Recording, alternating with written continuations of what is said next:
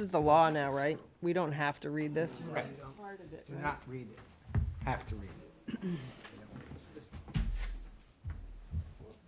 Recording in progress. Good evening, everybody, and welcome to the Yarmouth Select Board meeting of June 24th, 2025. I am going to accept a motion to go into executive session and return to public after. Is there a motion? I'm going to request that the motion be that the Yarmouth Select Board will consider entering into executive session pursuant to Mass General Law, Chapter 30A, Section 21A6, to discuss the possible purchase of properties, 2 Route 6A, Map 112, Parcel 27, and Kingsway, Nottingham, Parcel Map 142, Lot 17, that we have determined to have a detrimental effect if the negotiation was in a public body. Second. I'll take a roll call vote. Mark? Aye. Dorcas? Aye. Joyce? Aye. Liz? Aye. Okay, we'll be in executive session, and we will return into public session around 6 p.m. Thank you.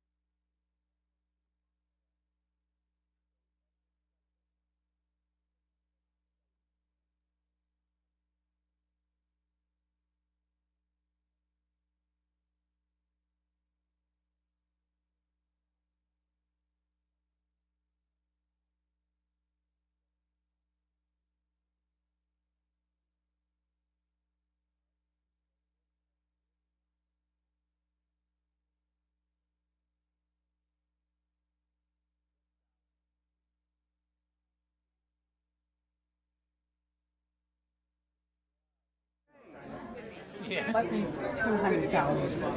I was corrected. I didn't even know how Get much. money? Did you get money for this? So They pay it? We're going to get started, okay? better. Sorry for our tardiness. We're going to get into our public meeting at 6 p.m. We're going to start with the Pledge of Allegiance, please. You all rise. I pledge allegiance to the flag of the United States of America and to the republic for which it stands, one nation, under God, indivisible, with liberty and justice for all. Thank you. Thank you all for coming tonight. We are going to start with announcements. Are there any announcements? Liz? No. Joyce? Nope. No. Dorcas? Mark? Bill? Okay, Bob? Yes. All right, public comments. Is there any, yes, Chris? Chris Greeley from West Yarmouth. I'd like to raise a point of confirmation, please. For the comments for items later in the agenda, specifically about the library, are those going to be made at the time of the presentation on the library, or are you taking the public comments now at the beginning of the meeting? That's a great question. I think it's up to the board, however the board would like to do it. Would you like to take public comment on the library now, or it's not technically a public hearing, so we don't have to take it during the agenda item, but it's up to you. I think we should take it up during the agenda item. Okay. Yeah, I think All right. so. It's not to be done now, it's to be done Correct. sometime at 8:20 We're or not whenever you gonna get do to it. twice. Thank you. Yeah, thank you, Chris. Is there anybody else who has any public comments? Anybody online? Joe? Here comes Kurt. Joe Glenn? Hi, Madam Chair. Can you hear me? Yes, sir. Congratulations, by the way, on your chairmanship. And I want to congratulate the scholarship recipients as a member of the school committee and the liaison to the select board. I congratulate them all. And I also want to congratulate the scholarship committee, and I know you, Madam Chair, have done a lot of work with that over the years, and everybody involved. It's a great thing. It's a great thing for the future of our children, and I just want to congratulate all of them and all of you, because you do a great job with that, and it is so important. I don't know if it's on the, and you might want to treat this if it does come up. I'll stay tuned, but I thought that there was a conversation or discussion that was going to be had on the state representative and a letter going Yes, it's on the agenda, Joe. Oh, it is on the agenda. Yep. Okay, so then I'd like to comment on it if I could. Yes, sir. So this is not a matter of right and left. It's a matter of right and wrong. And I know that people have political persuasions, and I know that you, Madam Chair, have been a victim, and that may lead you to not act on it because you don't feel that you are in the position to comment on it. But this is more than that. This is about the community. This is about right and wrong. This is about a former state rep for the edification of the students in the audience, that taxation without representation came from a state rep, James Otis, that represented Cape Cod and represented the First Barnstable District. And that is very important.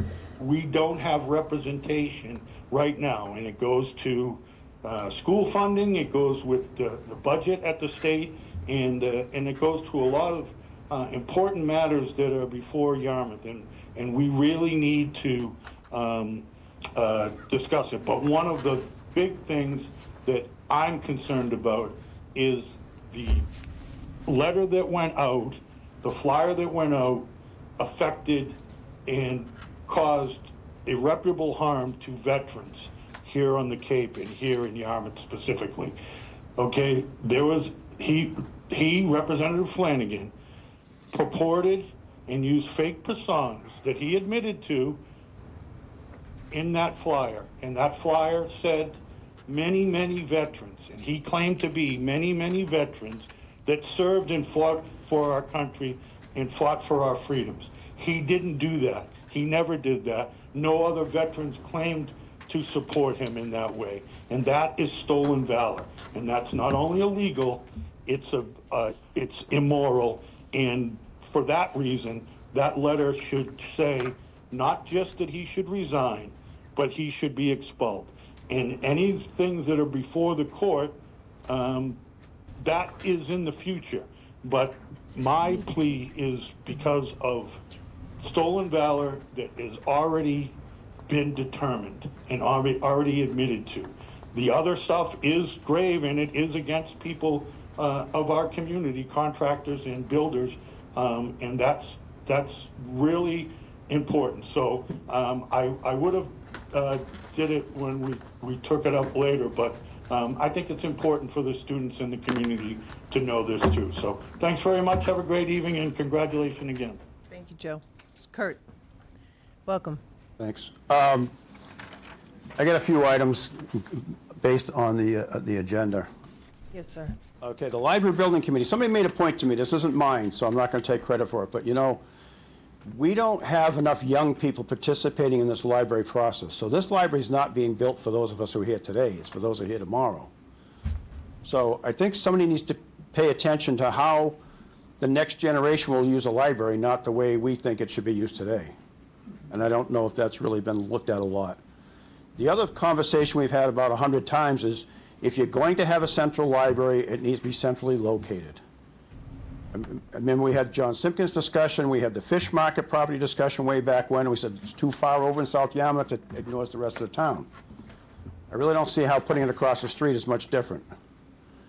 So I would give serious thought to somewhere else. I know there's a bunch of pluses and minuses to all the different locations that they spoke of, but I think the fact that you have a town common that you don't know what's going to be yet versus a library versus Matakees and how you're going to use it, I don't know how you line those up to make the right decisions at the right time, and I know the library is under a state mandate time-wise, which makes it difficult, but I would think about that. Wood Road and Station Ave, the four-way stop sign, good idea. I don't know why it's already installed, then it comes to you for its blessing. That one doesn't make sense to me. Yeah, well, we were pushing for it for safety reasons. There's been a lot of accidents. It should have been as you done know. years ago, and I read the history of the state, didn't think it was necessary, which is crazy. I mean, I'm glad it's being done. It just seems strange at the order of what's going I on. don't disagree. The economic and CEDC update, you know, I'm not going to blame particular people, but there seems to be a mindset that's anti-tourism revenue fund, the whole thing. It needs somebody to get headed back in the right direction. You know, especially this year with the roads looking what they look like and everything being a mess, there are a lot of people just not going to come back here anymore. You've already started on a downward spiral as far as the tax revenue. No, and I know Tom Nicanello asked a question at town meeting. I haven't heard any answer yet. Why? Do we know why? You know. Speaking of that, I hoped that the lines would be repainted before summer, and that's coming up like yesterday. You know, I haven't seen the line fixed on Long Pond Drive yet that I brought to your attention, which is dangerous because people are driving over that line because they just can't fit in that lane. You know, stop lines, turning lanes, all that stuff. The Run Pond Restoration Project, I hope it gets great support from the town because we blew it last time. I thought it was cheap money to fix that problem, and we wouldn't spend the money. It's never going to get cheaper, and the conditions over there are getting worse because over the years, construction is still taking place all around the edge of that pond, and it's all polluting. So, again, it's not one of those things, the sooner the better. The other thing I don't understand is why we want to buy Anthony's Comerquid land. We have enough land. The good and bad part about this town is we control so much property. We don't need something else to take care of that we don't have the money or the time to take care of. I'm not familiar with the other piece of property you discussed. I just don't think we need to keep spending money on this stuff. Everybody finally recognizes that the parks and trails that we have now are being neglected. Why create something else that you're not going to take care of? Especially Anthony's with the water view. Let somebody develop that and build $2 million condos up there. We can get some good tax revenue out of it for probably little trouble on our part as a town. So I would really seriously consider not moving forward with that. And I'll probably have more to say about the other piece when I learn more, but, you know, maybe it's yay or nay, but we don't need to buy everything. We have enough. All right, thank you. Thank you, Kurt. Is there anybody else from the public that would like to address the board? Okay, seeing nobody, we are going to go to our 6:15 agenda item, which is the Scholarship Committee presentation. Mr. Kerr, Dr. Kerr and Dr. Smith, you're both here.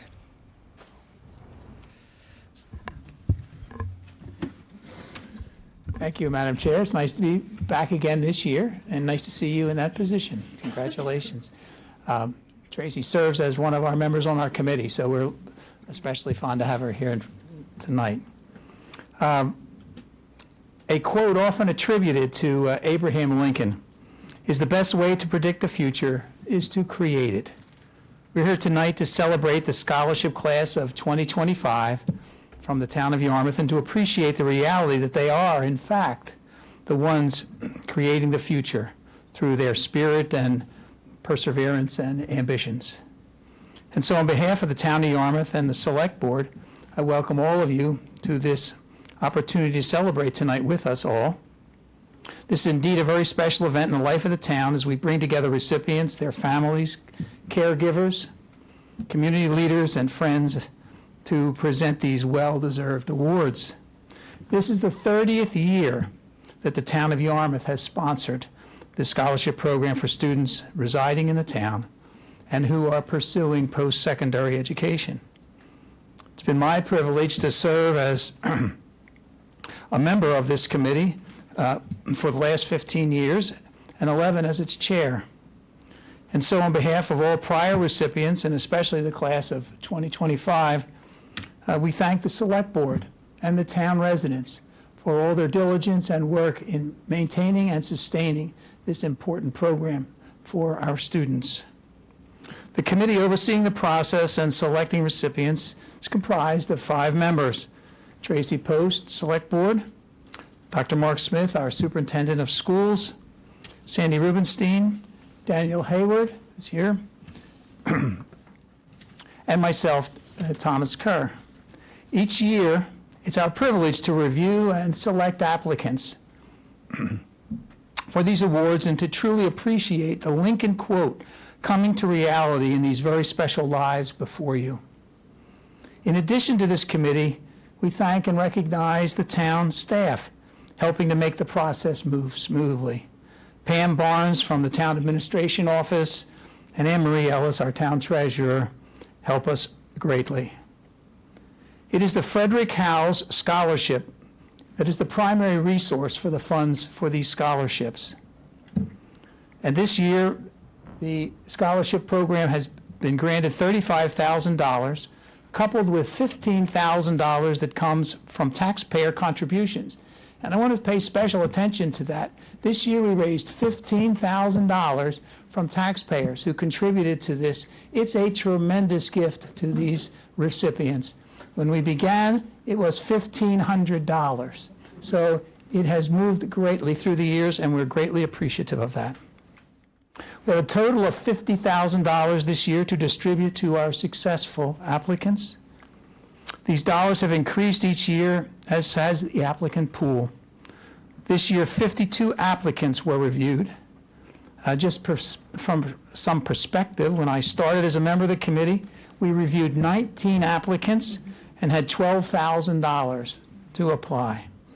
It's come a long way in its development, and we're grateful for all of those who have helped increase the awareness and participation, including our school and college counselors. This number of applicants speaks clearly to the pressing need for financial resources for these students and families. Each applicant wrote powerfully about the burdens of higher education costs would put on their families. And although this is not a new issue, it is a dramatically harder issue in these years ahead. The resiliency and hope each applicant brings to this process is a tribute to the families and guardians who support them. To date, we have distributed $670,300, $670,300 to 813 students. The selection process and awarding of varying amounts of scholarship funds is based on specific criteria: need, personal statements, recommendations, community and work engagement, academic status, and response to a question. Again, this year, the process reveals to us both the quality and substance of the students applying and helps us realize how significant these awards are, not only to the applicant, but to the families and guardians as well. Each applicant appreciates the sacrifices that families and siblings are making on their behalf, and we are moved, and in some cases, to tears as we read these stories of sacrifice and love. Each year, we pose a question to the applicants to gauge their level of interest and concern about community and the world around them. This year's question was, what community or world issue do you believe you could help resolve? The variety and depth of answers to this broad question are amazing and in some cases profound.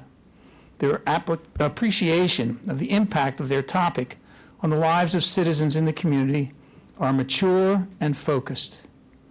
Many saw food insecurity and the realities of homelessness from their own lives or those around them as the most frequently noted crisis, while others noted mental health, health care, prejudice, housing, environmental issues, drug prevention, education, and personal finance. We can truly be proud of these students for their ability to look beyond their own world and see areas where improvements would truly shape a better community and world. One student who I will not name specifically, but thank profoundly, is a student setting out on a course to develop autonomous vehicles. This student developed this specific interest as a result of caring for an elderly neighbor experiencing loss: home, car, family, friends. It's an issue for many here on the Cape and around the world. To see the need and then focus an educational plan to address this issue to assist others brings us right back to Lincoln's quote, "The best way to predict your future is to create it." This applicant not only will build those autonomous vehicles to assist others, but I might add, could easily develop a second career as a writer, as all of us on the committee were impacted by the writing and focus of the response. I close my remarks with another quote from another beloved Cape resident, now deceased, Mary Oliver, and I hope you will commit it to memory and remember it as you continue your lifelong journey. She said, "Tell me, what will you do with your one wild and precious life?" Blessings to you all, and we'll proceed to the distribution. Dr. Smith will help me with that. I just want to interrupt. Oh, I'm yep. sorry, Tom. You speak so eloquently, but I'd be remiss if we didn't acknowledge you in your service. Tom told us at the last meeting that he will be retiring and resigning from the board, and the town's people owe you a huge debt of gratitude for all of your hard work and everything that you've done. And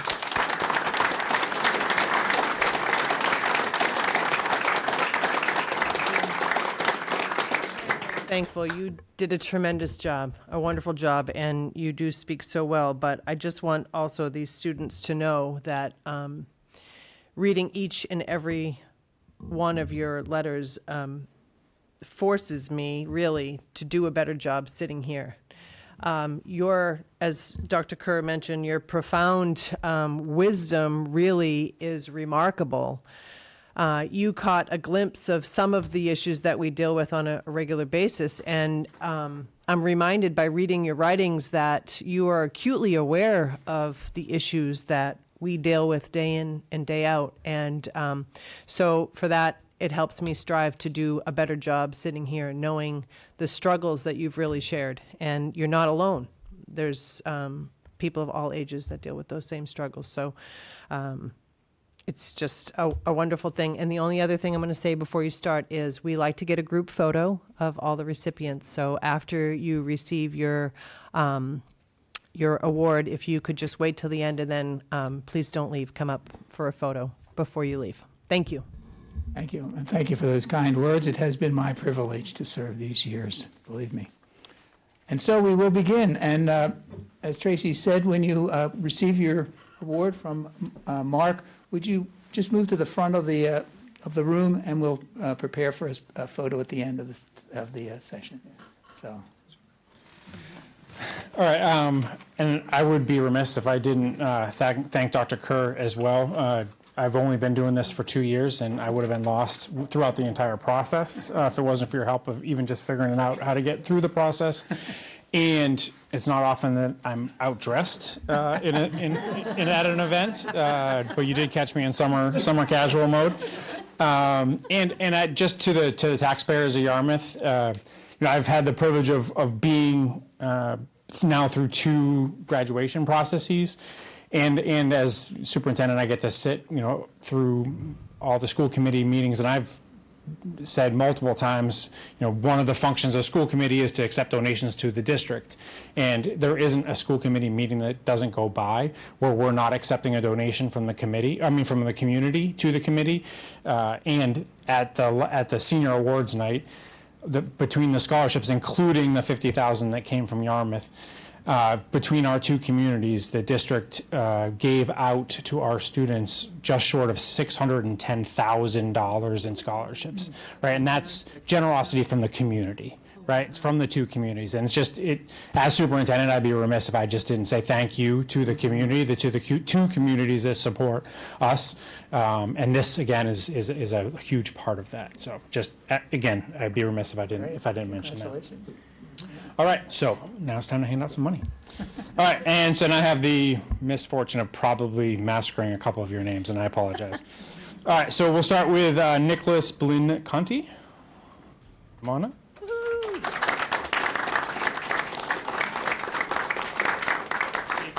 Jacob Bolin.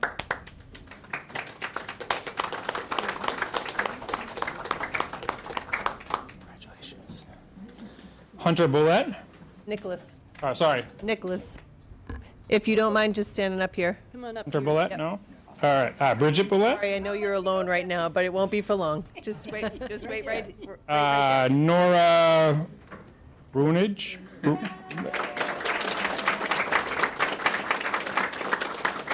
How bad did I screw it up? No, really good. Oh, all right. Excellent. Luke Bullock. Madison Burgess. Delaney Burrell.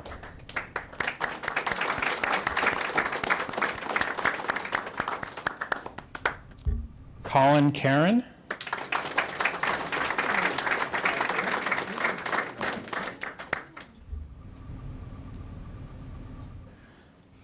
Elena Castano.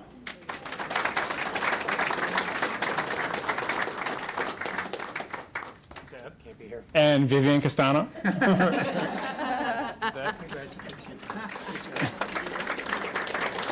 Let's see, Ruth Colo? Coelho. Thank you. Making sure I got it right. Anna Corsi. Allison Edwards.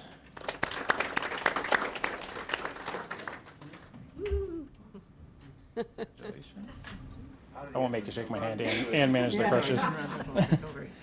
Max Edwards. Oh, I'll take it, brother. Samantha Eldridge. Keegan Andrus. Sierra Enright. Colin Enright. Yeah, Owen Enright. that's my nephew. All right. All right, thank you very You're much. welcome. Thank you. A threesome there. Alexander Ferreira.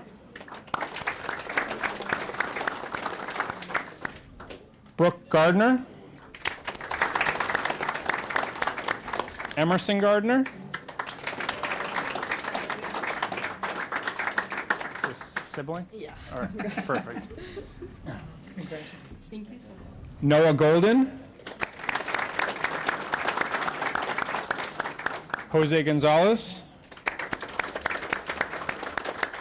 Stephen Graff.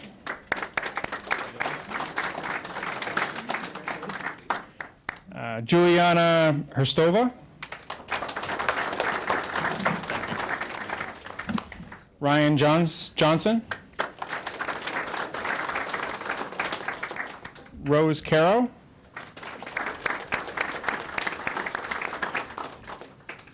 Fiona Liu.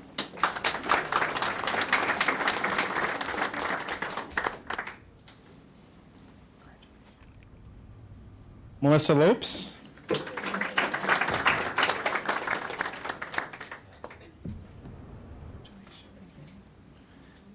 Nina Mako.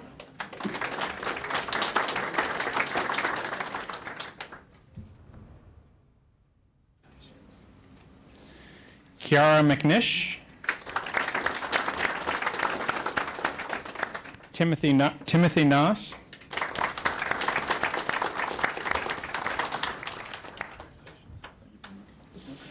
Olivia Pendleton. Annalise Ruhan. Third time's a charm. Mia Rubenstein. Probably running the camp. Nam Ryan. Stephanie Schooner.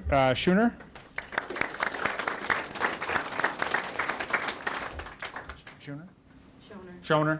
Sorry. Thank you so much. You're welcome. Ian Self. Thank you so much. Atalia Stewart.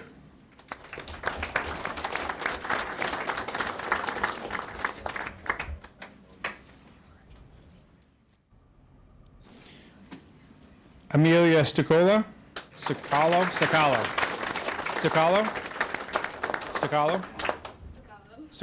Thank you. Annika Swanson.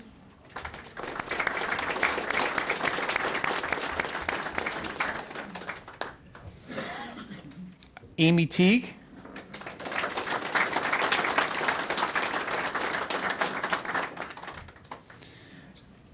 Williana Thompson. Oscar Turek.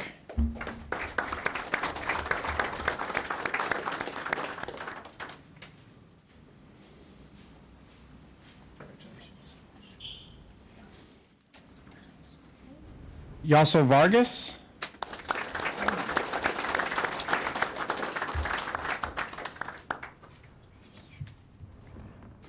Hannah Willis.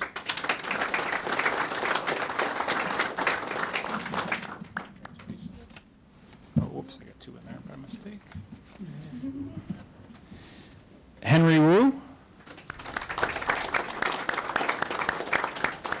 Michelle Wu. And Alicia Wyman.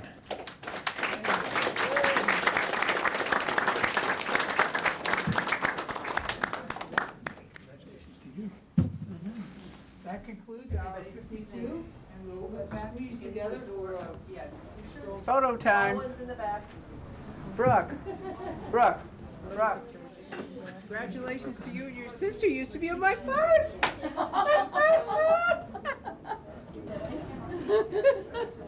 Just like a mermaid.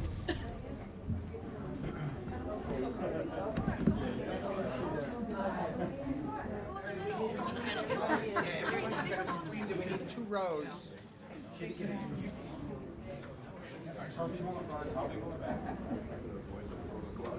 look. Supposed to be front center, Bill. Yeah.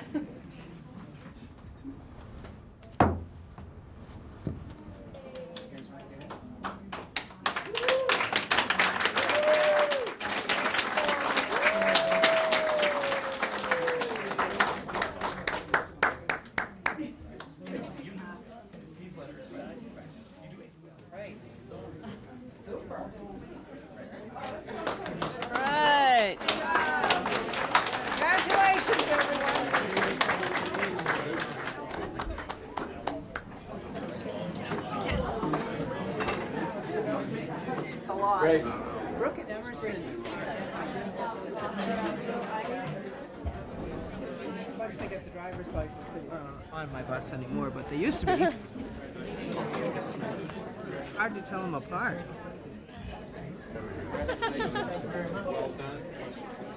Okay, thank you. Thank you. Thank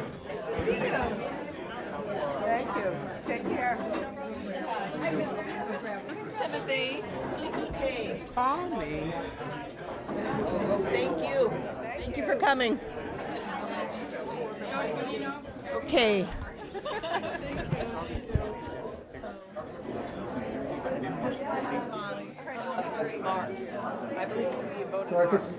Oh, thank you so much. Thank you. Sorry to see you retire. You've been such an amazing part of it all.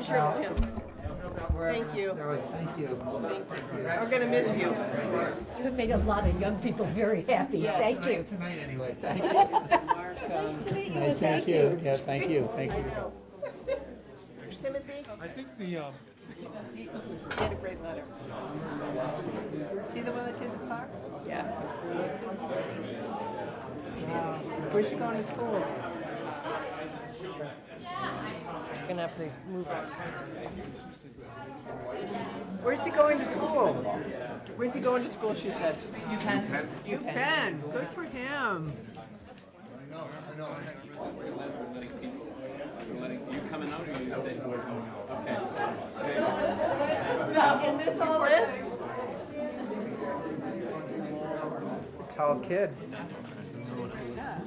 Okay, folks, moving on with the agenda. We are going to skip our 6:35 agenda item and get back to that at a later date.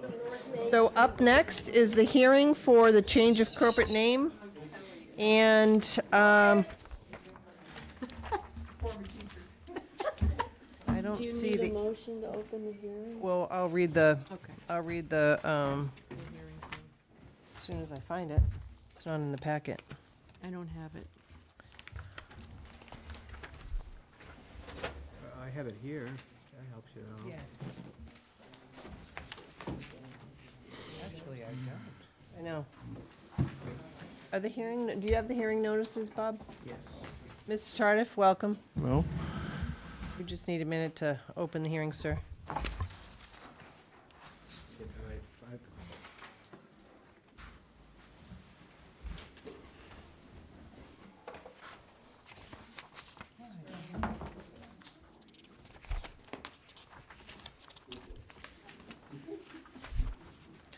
These might just be, I don't know if they had to be advertised. I assume they had to be advertised. They don't, so there maybe was no formal, it's just our board policy to bring you in front of us. Okay, Correct. good. That settles that. We Right. don't have to look for it anymore. Notice on the, All right, so the first, we call it a hearing, but it's not technically a hearing. Oh, okay, It's, thank it's just our policy to, License. yep, to hear the change of corporate name. Mr. Tardif, if you want to explain the application that's in front of us? sure, for the record, I'm Paul Tardif, an attorney in Yarmouthport, and I represent Ryan Family Amusements LLC.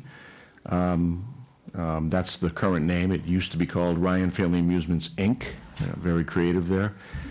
They hold the annual all-alcohol license for over at 1067 Route 28 at Ryan Family Amusement, the bowling alley right down the street. And I'm working with Mike Rossi from Concavanagh, who filed the application.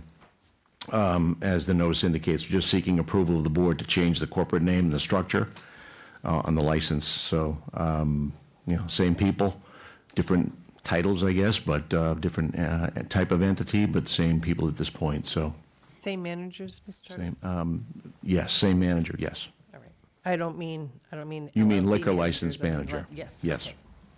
All right, does anybody on the board have any questions for Mr. Tardif? Nope, sounds very straightforward. We have a motion to approve the change of corporate name, So moved? and the paperwork's been filed with the ABCC2 with the name change. It will be, yeah, we're doing 6 different locations for that, 3 off Cape, 3 on, so we're going to be setting it all up there for approval. Okay, great.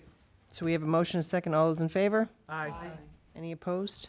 Thank you for coming, Mr. Tardif. Thank you very much. Take your time. All right. The next hearing is a change of manager for Red Jacket Resorts, or RJ Resort Beach Resort Beverage LLC. Is there anybody here from that? Are you Karen? I am. Okay. All right, Karen, if you want to introduce yourself to the board and just tell a little bit about your experience. You will be the new liquor license manager.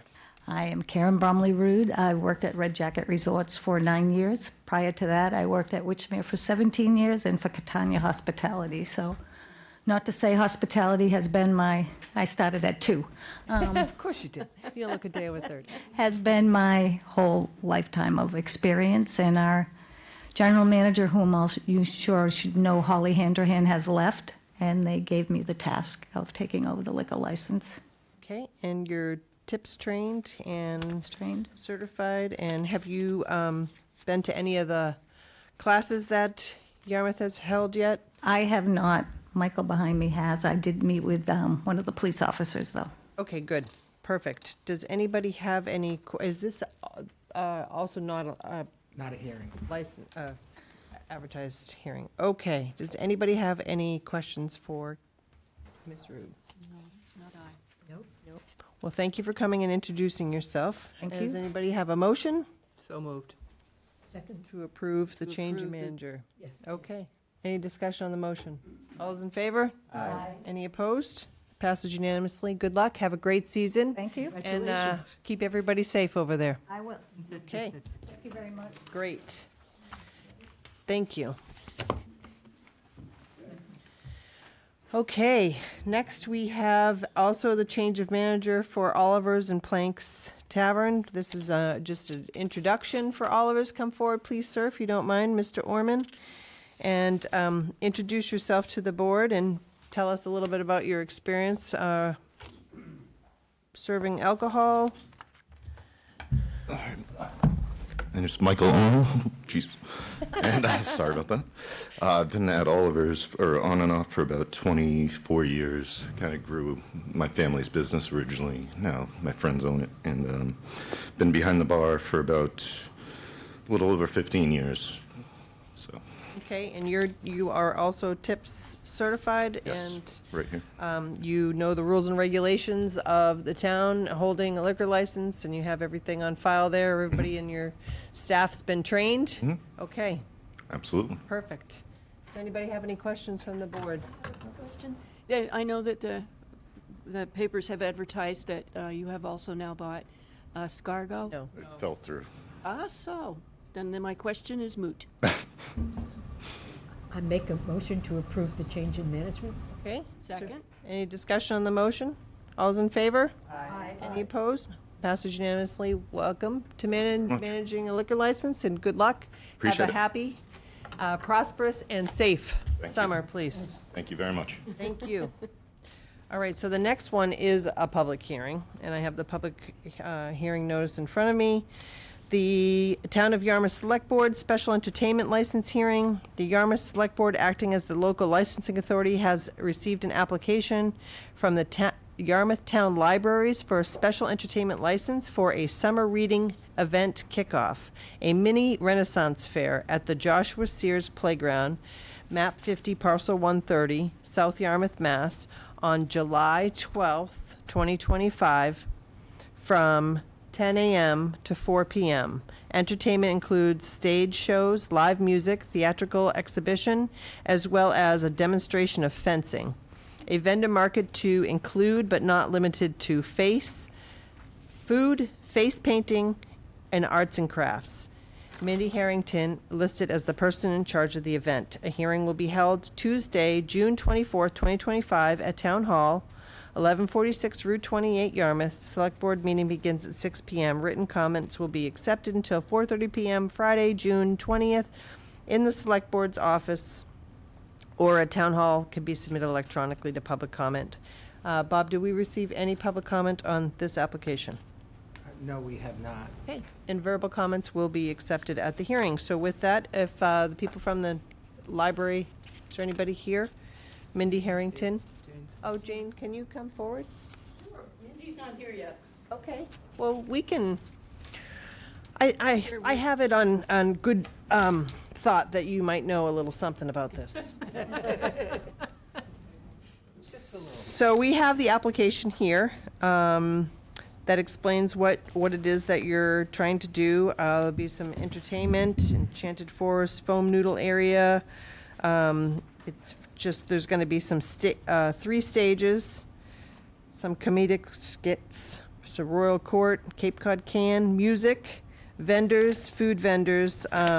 So as long as you know that the food vendors and the other vendors will need its own approval through Health, Board of He's Health. been working on this for months in terms of getting all the different permits that are required. Okay, good. All right. I think the So, approvals were in our packet.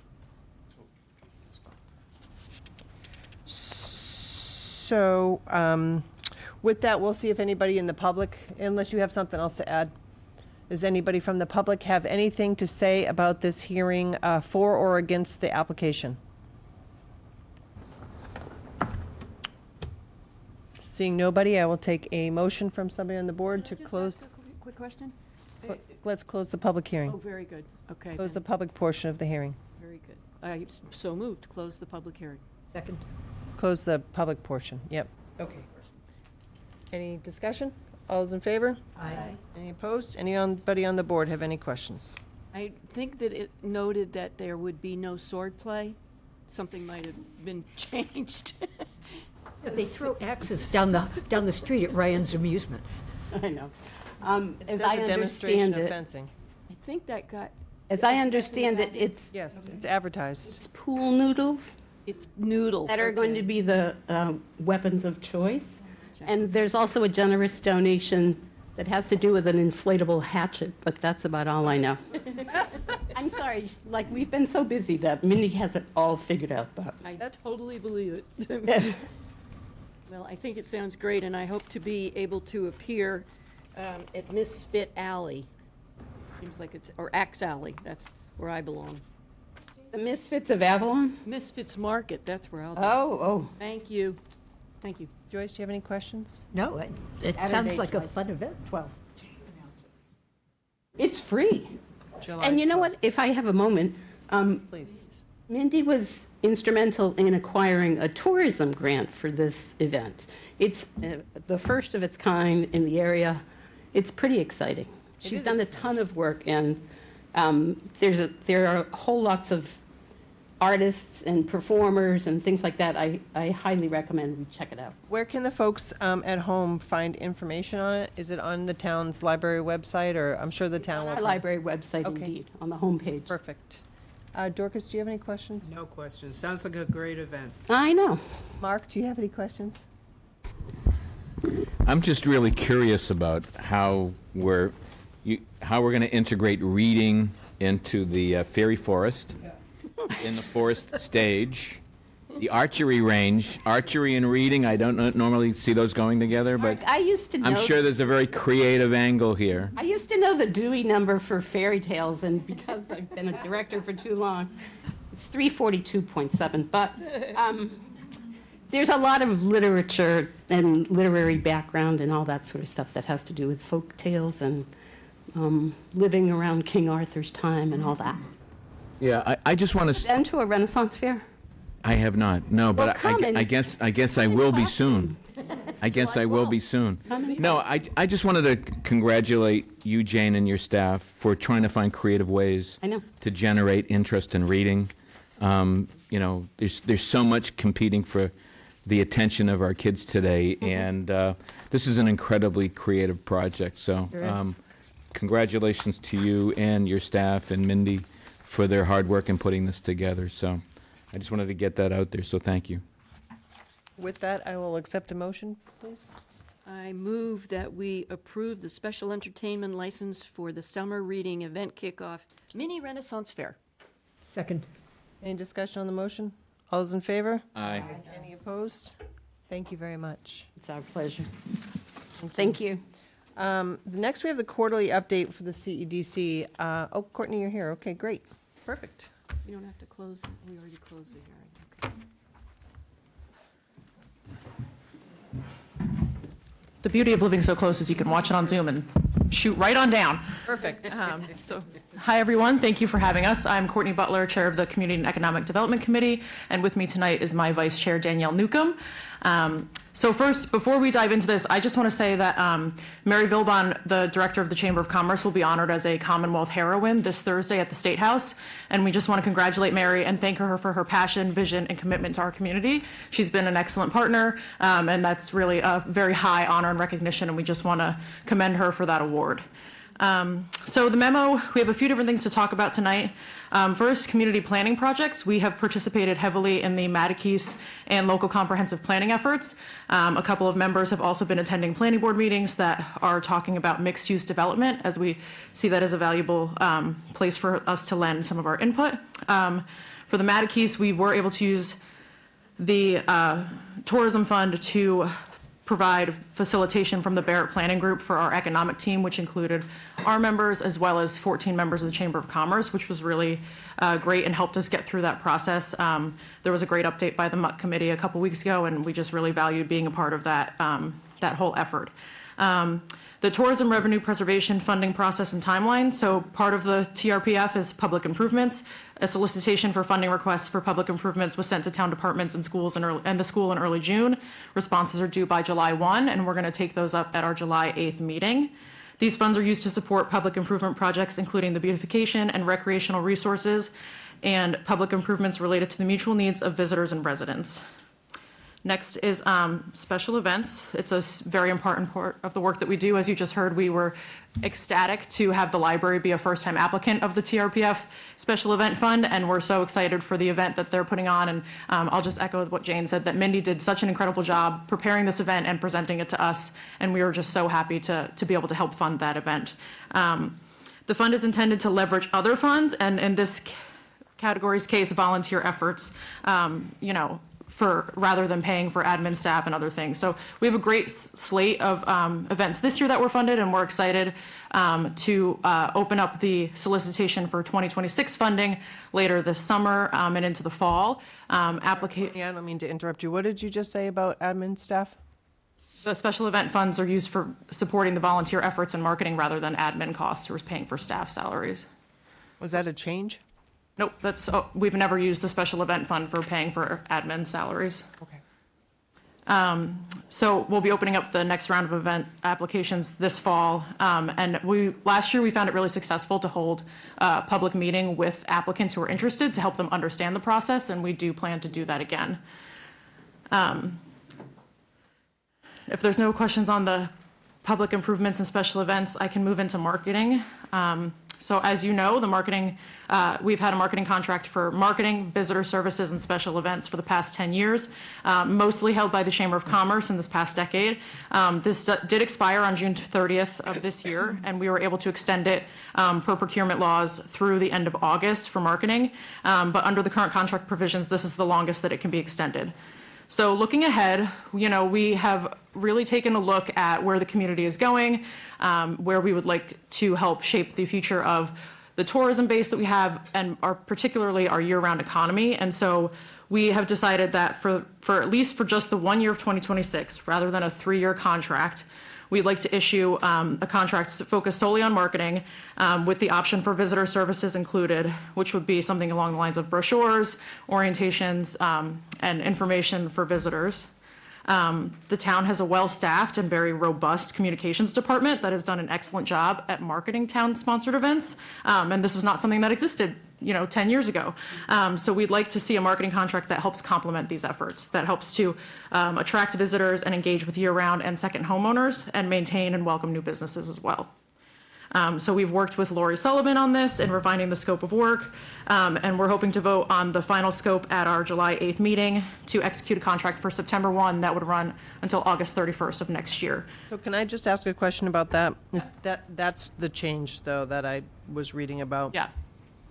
So it's not working the way that it is now? I don't understand the impotence for that change. So it's for marketing, visitor services, and events. We have a special event fund that can be accessed for events under that portion.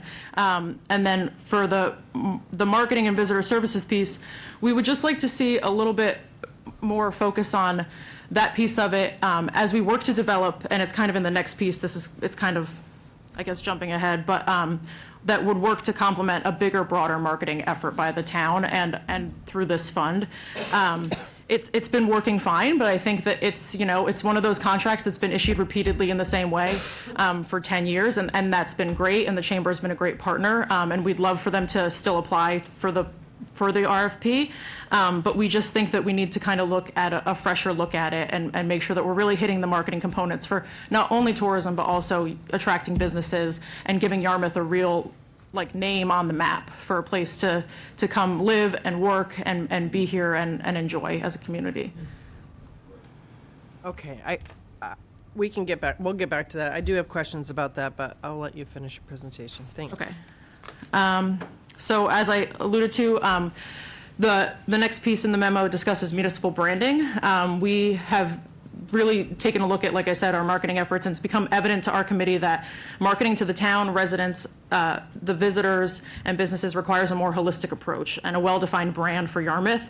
When we're asking somebody to market the town, it's important to clearly define what Yarmouth means and what that image is that we want to project. So with a new town seal in place and the local comprehensive planning efforts underway, this is kind of the right time for this effort. The Mass Municipal Association a couple months ago held a really good webinar about municipal branding best practices and benefits, and it would really work to differentiate Yarmouth from some of our similar and surrounding communities to showcase our vibrancy and our strengths. It would be utilized on items such as the town website, social media. Lori had indicated to us that they're looking to sort of really give the town a clearer image as well. And so it would, be able to help us convey the spirit of Yarmouth to audiences both inside and outside of the town, and showcase our community pride. And this was sort of developed out of a meeting that we had where we had invited the Chamber and other community members in to discuss how do we improve the next marketing contract. And what we really heard is, what are you asking people to market? What is Yarmouth? What does that mean? What does that look like? And what is it that you want to attract via the marketing efforts? So we think that some goal setting and some milestones and some achievable items would really help us in this effort to kind of give us a better brand, and help to promote our economy and attract businesses and really showcase the vibrant and special community that we have here. So that is on that piece. And then I'll just say finally that we do have a vacancy on the committee. Steve O'Neill, who was a longtime member and chair, has resigned. So we have a vacancy to be filled, and we'd like to just open it up to everybody to know that we're interested in members of the community who would be interested in serving in that role and joining us. And also as a reminder that we meet on the second Tuesday of every month at 5 p.m. and everybody's welcome to attend in person or via Zoom. We are always there and looking for more community feedback. So, thank you. Liz, do you have any questions? Yeah, I was very interested to read about the marketing, the turn a little bit to maybe doing some marketing work from the CEDC, and I have a little bit of a different take, but I think we need to look at all of this. I think it's got a lot of potential. I'm more thinking that we have two thrusts. We have something for tourists, and then we have something for residents and businesses that I'm not quite sure that they are the same appeal. But I like the idea of examining it, looking at it, and branding. I also note that we have just got a public arts committee that is now, we have all of the members. We're just waiting for them to get approved, and they'll another resource for you. And yes, and I do know the IT department and Lori Sullivan are working very hard in getting the website overhauled, and with our new seal, I agree that it's a great time to do some branding. I'm just not as convinced that we have one Yarmouth that we should put out there, but that's my take at this point. I like the idea. We're thinking. Well, even individual human beings don't consistently have the same personality at all times. So, I mean, I think we give you some wiggle room on that. I was delighted to hear about the previous item, which sounds like a home run in terms of trying to have something that would be wonderful for tourists, and especially families visiting, but also wonderful for local residents. And also buzz generating, which is huge. It sounds like a great idea. I am actually very happy at the approach that you're going to take. You know, I keep being very concerned with our wastewater program out there looming in the horizon, and, you know, how are we going to pay for this? What your approach is showing is a nice positive aspect, I think, toward that. So I like where you're going. Thank you. Mark? Thank you, Madam Chair. I guess I have a different reaction. We're making obviously some significant changes here. I'm not as confident as perhaps others are in the ability of our communications department to sort of take on the kind of leadership role that we're looking here. I think this is an area here that the town needs to really take a very, very hard look at. So I'm very cautious about that. I'm just curious. I've heard from people in the community, and I've asked folks to send, if they've got reservations or concerns about this, to send us emails or letters. Now, I haven't seen anything. Has anybody on the board seen any traffic from the business to community or anybody else? Meaning specific to communications? Concerns regarding the way the whole layout of this is, and I'm not going to try to paraphrase what people have been asking me, because this is the changes I'm learning about this obviously for the very first time. But I'm sorry. I didn't think anybody had really heard about it until.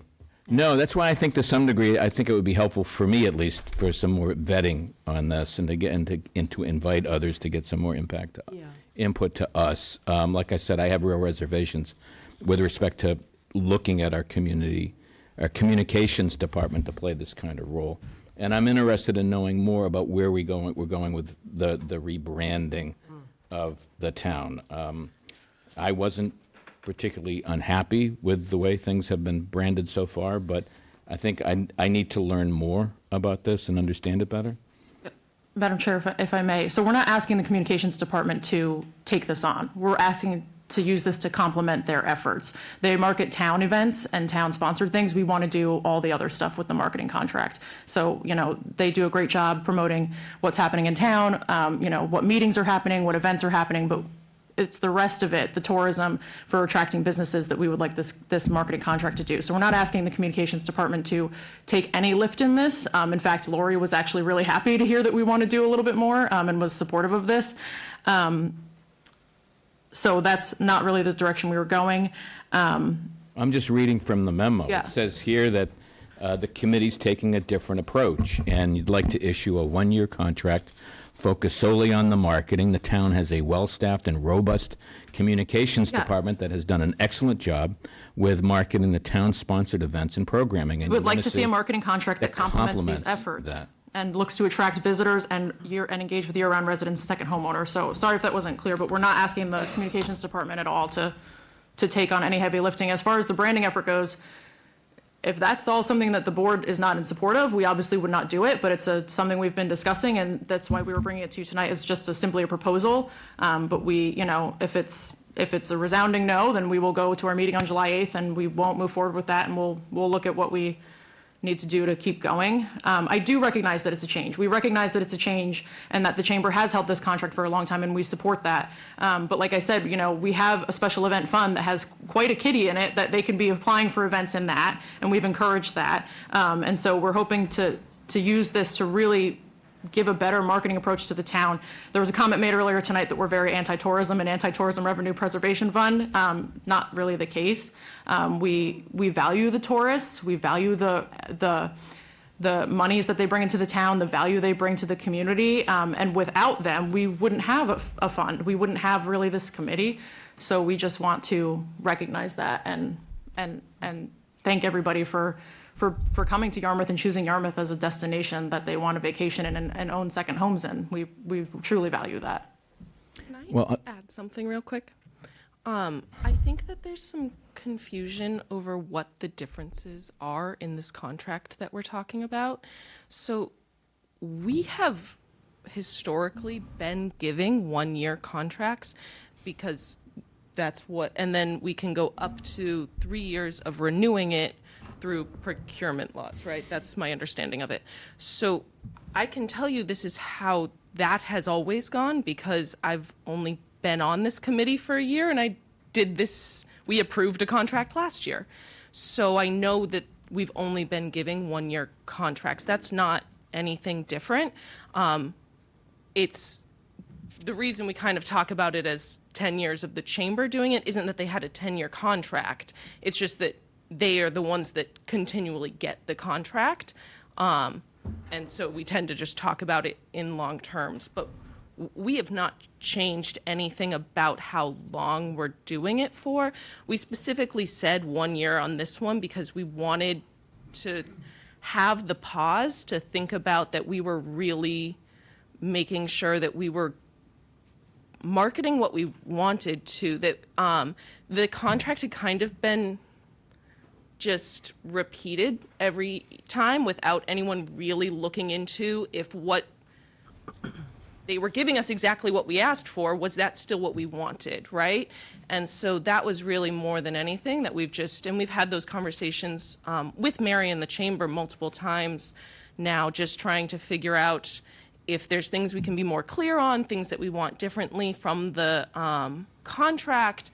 So I just want to be clear that the only difference that's in this contract as opposed to previously is that instead of it being for marketing, visitor services, and special events, we pulled the special events funding out of it because we already do special event funding. And it was just getting kind of weird with the buckets of money, right? That we have a marketing bucket and we have a special events bucket and everything that we bring to you guys. And so it was getting kind of weird with all the events. Like, if they needed a change in the contract because an event needed some extra money, right? Was that marketing money because it came from the marketing fund, or was it event money because it was for an event? And it was just getting awkward. Like, it was just getting kind of weird to do as they're getting more and more amazing events that they're doing. And so that had been something that we had been talking about for a while, and that's the only real change, is that we moved that their events we would just look at as we look at the rest of them, like Seaside and all of the other events in the town. Okay, I'm still trying to understand exactly what's going on here. Can I ask a few questions while you're trying to understand, or are you still? No, I think what I'm interested in doing is taking some time to really understand this. I'd like to know where the business community is on this. The Tourism Promotion Fund was established as a way to promote economic development in partnership with the business community, and I'm usually here at these meetings, and I'm just surprised that we don't have anybody here, unless I'm missing. Maybe there's somebody online, but I would certainly like to get a better sense that there's some support within the business community for what we're trying to do. That's my concern, Madam Chair. Okay. Yeah, no, I guess I have a little bit of a concern in it. Maybe it's because even before this, I think we as a town decided to bundle them because there was, well, first of all, let me just back up. They give you the information. They apply for the RFP just like everybody else. Okay, so the chamber has given all of the information, and in each case has been chosen as the most advantageous partner for the town.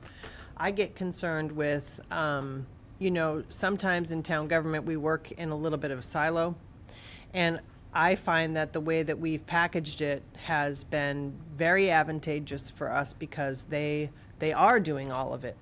I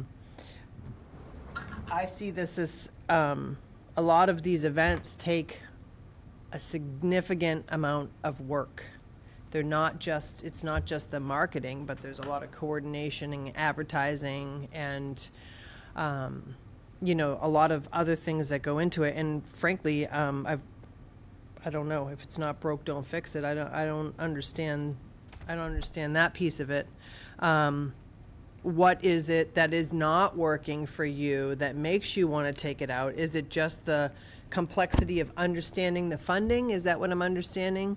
No, that's not just the reason. Like, we're trying to do a more holistic approach to make sure that we're getting what we need. And I would also say that they've been the most advantageous. They've also been the only applicant in the last decade to apply for the fund, right? And so, I think that the way that it's written sort of precludes other people from doing it. It's not to say that we don't want the chamber to do it, but I think a healthy procurement process includes hearing from multiple responses. And the visitor services and events piece, kind of doesn't jive with what, essentially what I think we should do, if what I'm hearing from you all is that it's not an RFP for a contract for marketing, visitor services, and events, it's some sort of a memorandum of understanding and payment to the chamber for doing the services that they do. I mean, because if we're going to put it out to RFP and solicit other responses, then there's the chance that we might not get to, that somebody else might come in who's more advantageous. But the chamber is important and we want to support them, and we do, but we're trying to do a more holistic marketing approach, and they have great special events that we have plenty of money for in our bucket, and we just want to do a more comprehensive approach to marketing, and we're looking at year-round and tourism stuff and working with the businesses, and we want to do a check-in. It's a 10-year check-in at this point that really hasn't been done, and I think that's a healthy part of the process. So it's not that anything's broke.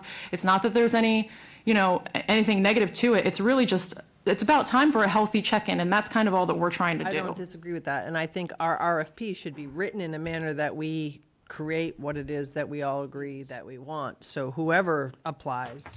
I just don't know about breaking the pieces out. So for me, I'm like Mark, I want to hear from the chamber. I also want to hear from town staff in terms of what it is that, what our commitment would be if we feel comfortable. I know that they've worked together very well, but I don't know what this means to us. I also have a question about the funding. So the funding is through the Tourism Revenue Preservation Fund. So when you talk about year-round and second homeowners, I'm concerned because that funding is for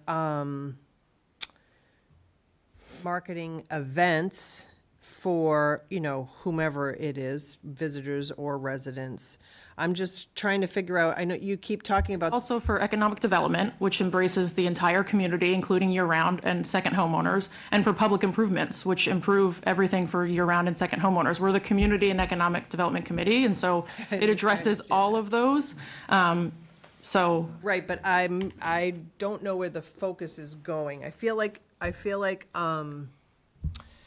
the business community was very, very supportive of getting the Tourism Revenue Preservation Fund legislation passed because, our job, or the job at the time of the CEDC, was completely different. And I've had the argument that this funding, should be in a totally different committee altogether. But that's another story, because I think that you're on the right track in terms of what we want the Community and Economic Development Committee to do, which is attract businesses year-round, all that stuff. But I get concerned about the TFR, the Tourism Revenue Preservation Fund, being used for homeowners and second homeowners, because really, to me, the majority of that money should be going towards events and things that benefit the business community, which is whether it's bringing people here. That was the commitment that the town made to them when they agreed to sign on to this program. I don't think it isn't. I think that we're committed to that. We've never not been committed to that, but we're trying to recognize that, we need to have a year-round base as well, and so we support that through all of our special events. The goal is to have them take place in the shoulder season, to bring them to the businesses, to support that time of year when it's a little harder for everybody. We value both as equally. We're year-round residents here. We live here 365 days a year, and we see the impacts of when it's not tourism season. And we want to make sure that it's a comfortable year-round community. One thing that we talk about constantly is that all of us have to go to other towns to do things during different events and different times, and go outside of the bounds of Yarmouth to have a good time sometimes, because there's not a lot here to be offered. And we want to help keep things in Yarmouth and attract businesses and entertainment and things to Yarmouth that are going to make it so that it's a great place for everybody. And we value both. We value both, and it's like asking to pick a favorite kid. You know, we can't do it. We love the business community and value their support, but to be honest, we don't really hear from them either. You know, we reach out to them. Our only contact through them is through the chamber, and we can certainly do a better job of connecting with them and inviting them, and maybe that's something that we can look forward to doing as the summer moves on, is really making a more concerted effort to hear from them and what they would like to see be marketed for the town. Okay, Bob, do you have anything that you'd like to add in terms of? No, I think before the contract is bid out, one of the things that we really need to do is maybe bolster the initiative to get the communication flowing with the chamber. I think they feel left out at this point, and I know they had a meeting. I mean, I had a meeting with CEDC about the parade last year, and it was a tough meeting. I mean, they were like going after me, hammer and tong, and I think that some of the chamber people are coming forward and saying, well, we had the same kind of meeting about the marketing contract. And so I think there's a lot of viewpoints that are valuable, that are going back and forth, but a lot of the communication is going over everyone's head. And I honestly think, you know, we need to make a determination, are there services here that the chamber can provide? Or are we talking about we don't feel that the chamber is qualified to provide them? And I don't think that there's clarity on that point. Are we seeking to replace the chamber, or are we seeking to change the way they do business? And, you know, in fairness to the CEDC, after 10 years of having the contract go a certain way, you know, perhaps the chamber feels that, you know, they know how to do it, they're doing it their way, and you just give me the money and I'm going to do this. You know, my way, and you know, they come in and they're not really willing to change, be flexible. I'm not sure to what extent, you know, they're working on this branding effort, but I tend to think that there is a piece with the communications, and you know, some of these people that are coming to the podium and saying, oh, there's an anti-chamber. Well, they're Chamber of Commerce volunteers that are over at the chamber every day, and they're sort of carrying the message back from some of the people in the chamber who have their feelings hurt. And I think that, you know, we need to just get a little of the communication flowing. And, you know, clearly I'd like to see a scope of work that the chamber can make themselves, you know, prepared to achieve, even if it's a change. I think the chamber needs to be open to change, but I hope, you know, not to see this as an effort that we're gonna, you know, the chamber's not competent enough, so we want to hire a professional marketing agency that is more talented than we have locally, and bring in some, you know, outside folks to do it. I'm not sure that's what the whole thing was set up to do, and so perhaps we can sit with the chamber and you know, have some additional meetings. I don't think, you know, you talk to the chamber and, you know, they're calling around, well, I'm not going to meet with the CEDC because, you know, they're mean to us and all this stuff, and I don't think that that's the... It's not fair to us because we've had a full transparent process. Intent. But I'm just saying is that this is what, it's more of a communication issue. But I personally don't see the communication getting better by splitting it up into pieces. I think, you know, we do have a communications issue now, right? Clearly, there's something going on, that somebody's not happy with the way something's going, but breaking it up even more, I can't imagine that that's gonna solve our issue. I think So it would be my recommendation that we write an RFP that meets our needs, and we put it out, whether it's the chamber or somebody else that responds. That's open procurement, but we should be writing an RFP for all of the town's needs. Dorcas. Well, I just asked, why isn't the chamber here? Do they have to wait to be invited to come and talk to us? I mean, I don't think we're the great ogres out there. I mean, if the chamber had a problem, why aren't they here talking about it? When I look at this and I don't see anyone here, my feeling is, well, they must be okay with it. Oh, no. And that, I mean, in all essence, if they have a problem, they should be here talking about it. That's my feeling on it. Well, I don't think they were invited today, so. But I mean, even if they weren't invited, they're members of this community. Nobody has to be invited to a select board meeting. I mean, we should have an open policy for anyone that they can come. But the agenda item says 7:50, so. Liz, did you have a question? I do, but I know Joyce also has a question, and I know our guest has a question can go. too. So, go ahead. You want me to go next? Okay, I think that they're onto something, and I will go back to what I said initially, that I do think that we have two marketing tasks in front of us, and I don't think that they're the same.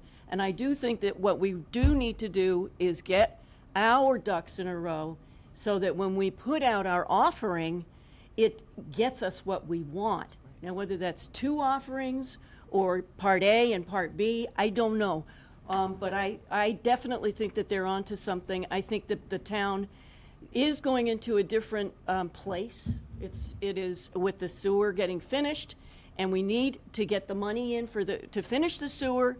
And I think that's a branding, marketing challenge that needs to be addressed, that is different from marketing our hotels and our restaurants and our water parks.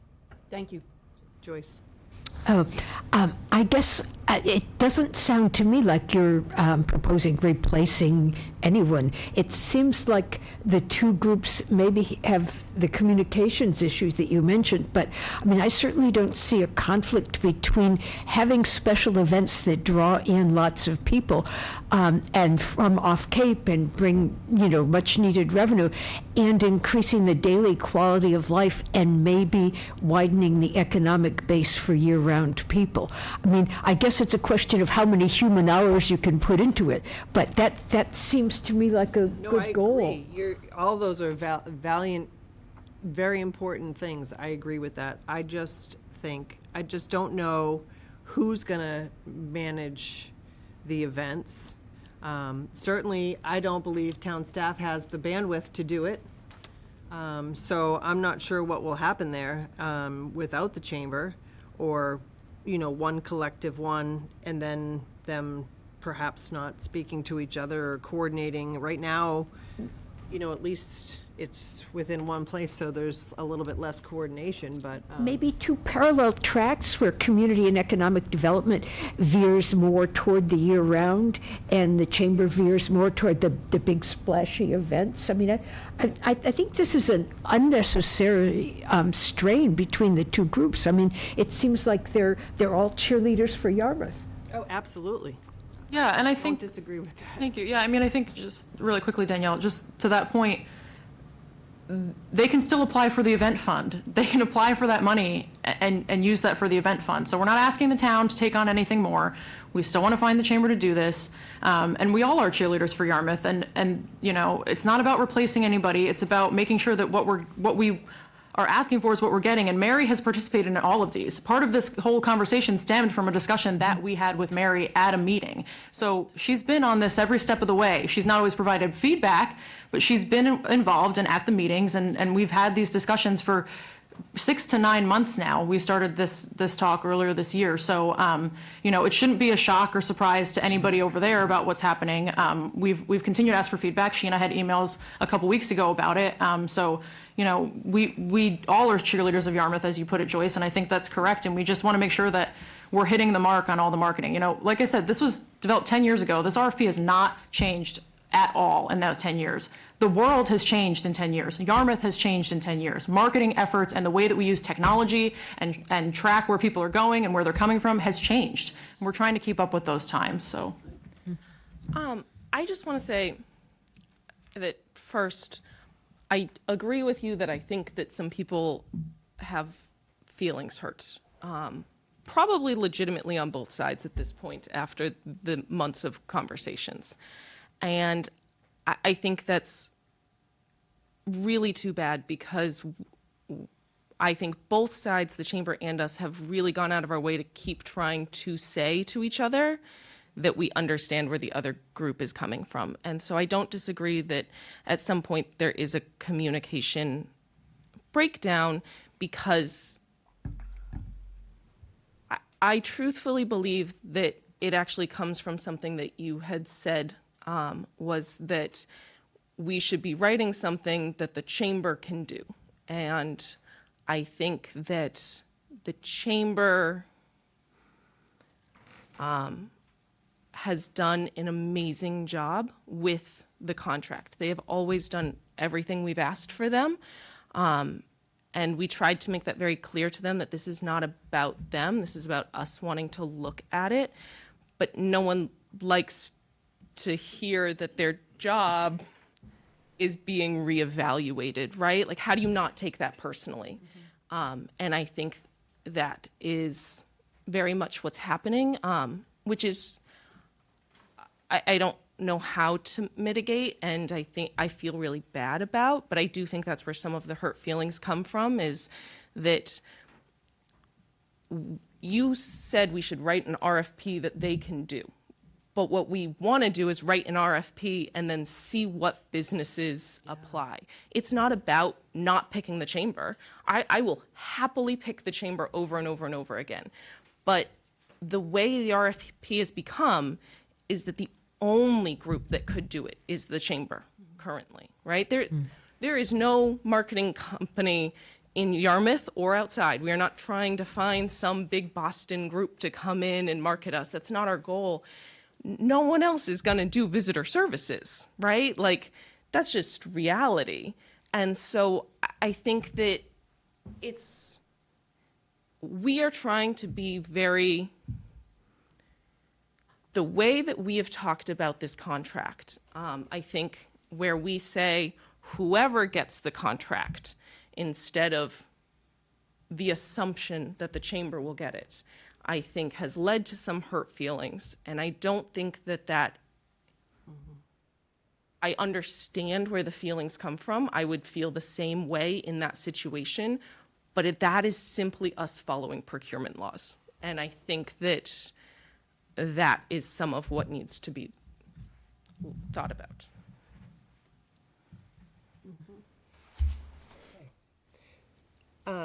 Is there a reason why we don't write the RFP to just meet our needs collectively as one and see what happens? We are we are happy to do that, but I think part of the reason we're addressing this is we don't really know what our needs fully are yet, and that's why we're looking to reevaluate and see for 1 year what marketing needs are really needed and what we can get to make sure that those needs are being met. But we're happy to continue with a very similar RFP and contract, which most of the things in the marketing scope, which I'm sorry it's not here and in our packet, but it was in our last meeting packet, are pulled out of the contract we have now. They're just enhanced to include the AI capabilities that we know the chamber has. They have Placer technology, and they're using that, and to make sure that those marks are coming back to us and those numbers are getting received, to make sure that we're hitting all the right targets and to attracting the tourists from outside of New England, outside of the town and everything, and also just to make sure that we're getting our needs met. And so that's kind of what we were hoping to do with this, was to take the contract that we have now, which the scope is pulled directly from that for the marketing piece, and just enhance it a little bit and make sure that we're getting. And the chamber is more than capable of I believe that they could easily do this contract. If they were awarded the contract, I see no reason why they would not be capable and doing an excellent job in fulfilling the needs of the contract. You mean a more enhanced contract, yeah. But in the end, you guys are the ones that are elected, not us. So if you want us to give the same contract that we have been doing that includes everything, we will happily do that. That's why we're here. Yeah. I just personally think that keeping it collective is important, but I'm not saying that we shouldn't have our needs met. So why can't we change the RFP to encompass everything that we need and put it out? That may be the homework that they're suggesting to us. That's all I'm saying. I'll help. But in terms of the branding, I guess, again, I've sat here too long. We've been through this. We've done it several times. What is the impotence now for doing it again? We have spent so much money on these studies, and we did it not that long ago. And I don't know. I'm just trying to figure out where that initiated from.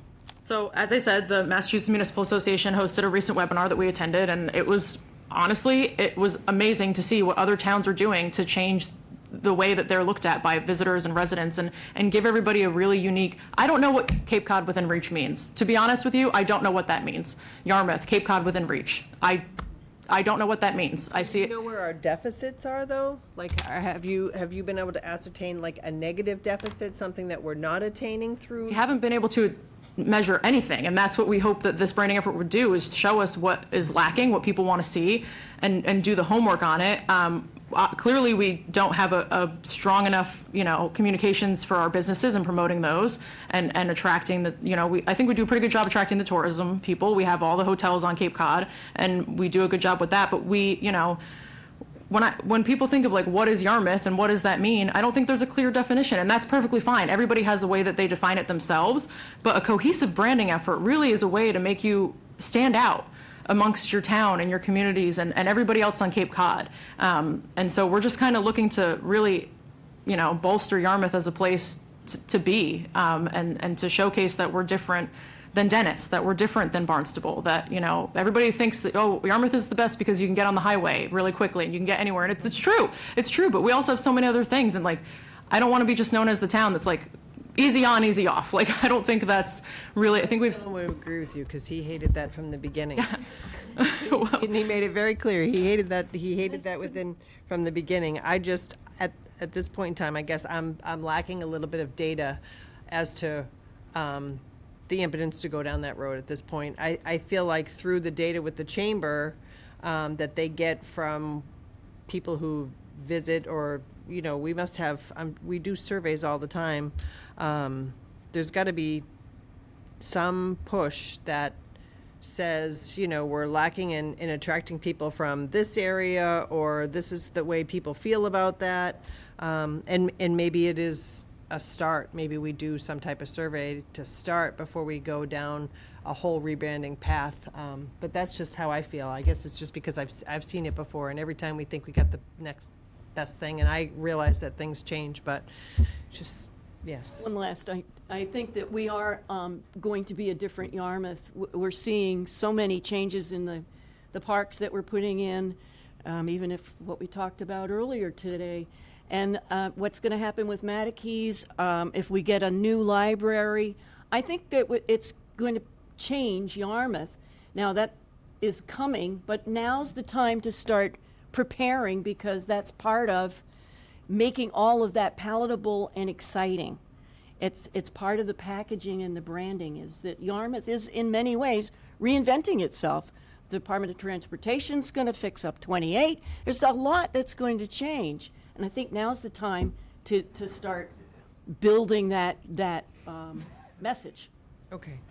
All right, so we need to give them some direction on what this committee,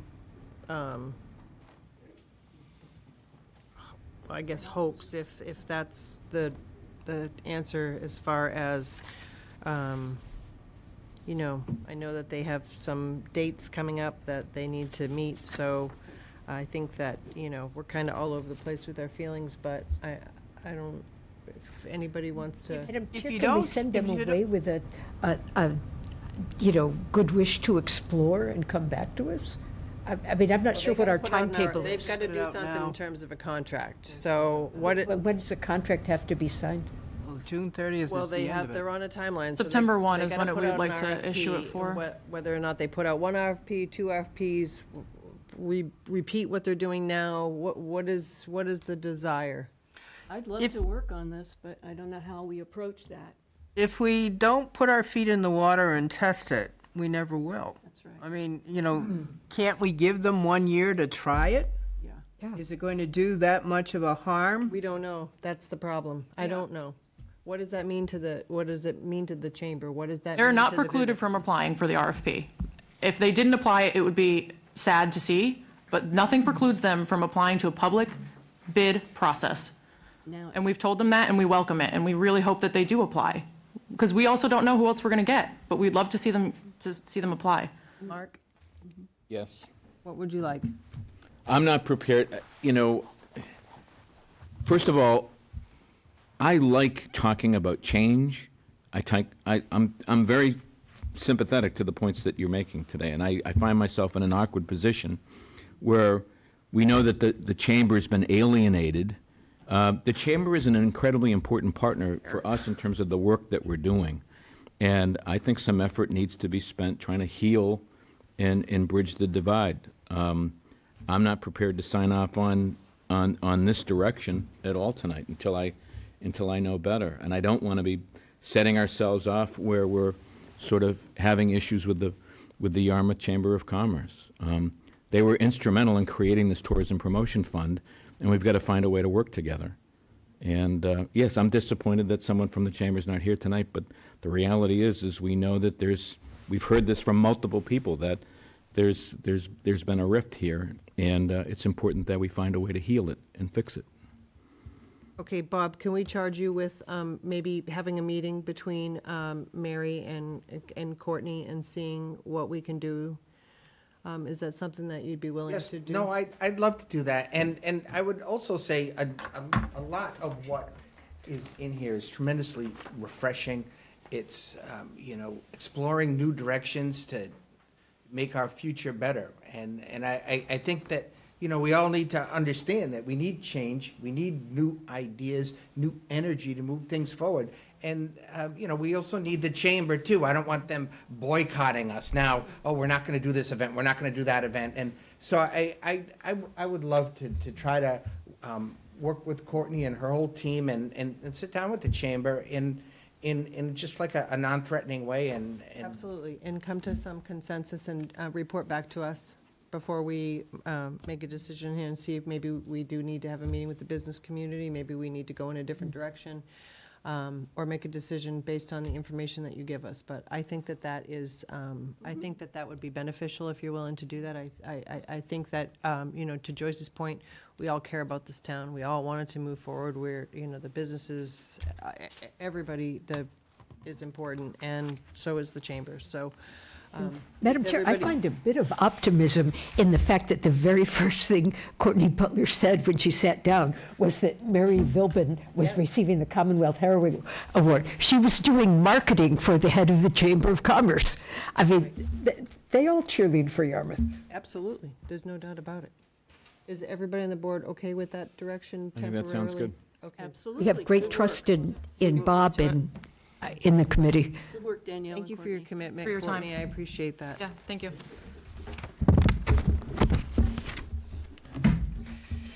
Okay, next we have our Gateway Fiber presentation.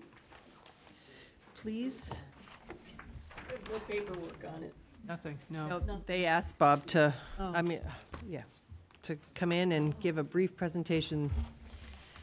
How are you? Good evening. Please introduce yourself for the record. Sure.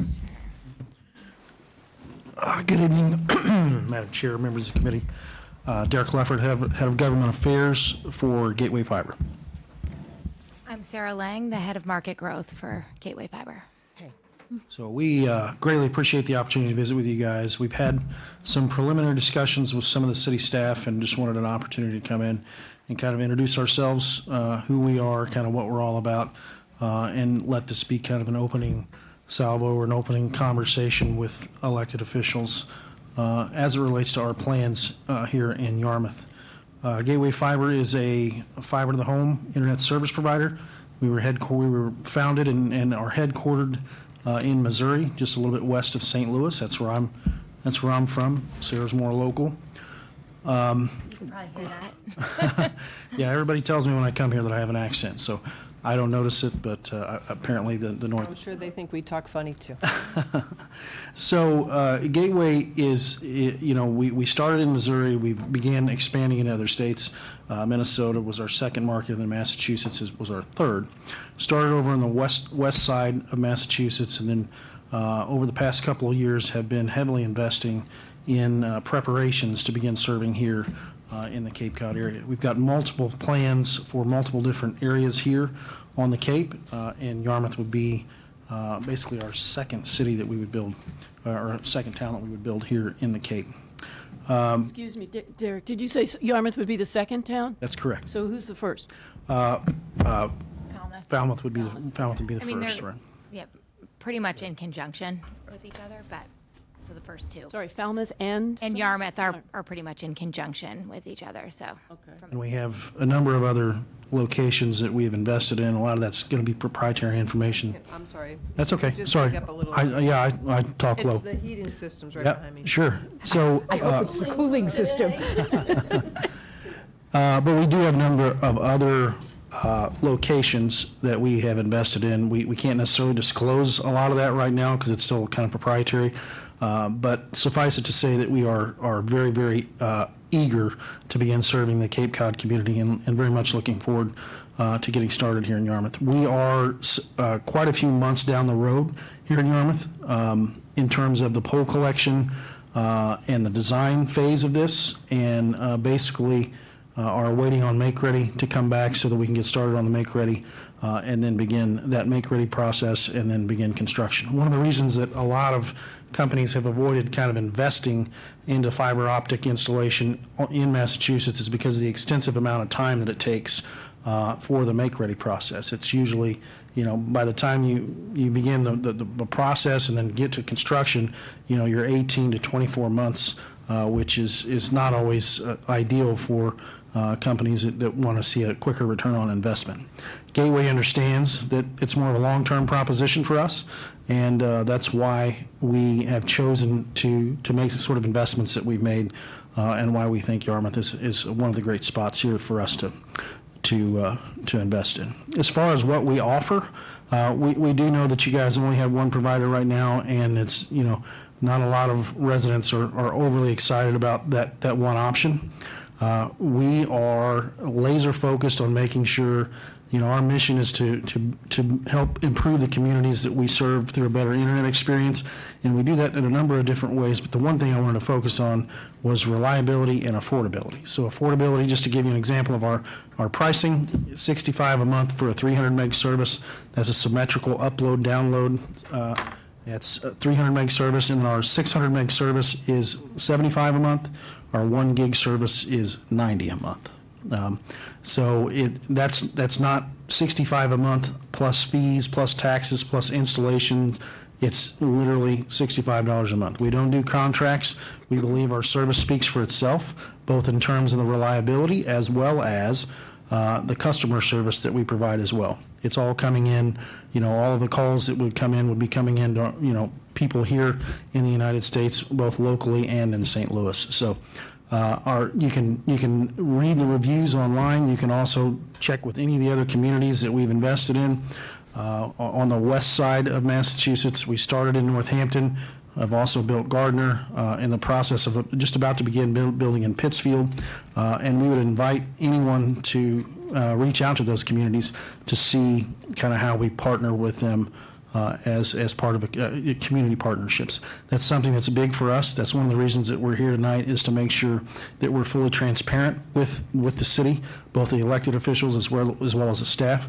And we really place a huge emphasis on making sure that we're communicating with you guys throughout the entire build process. So this is just the introductory part of it.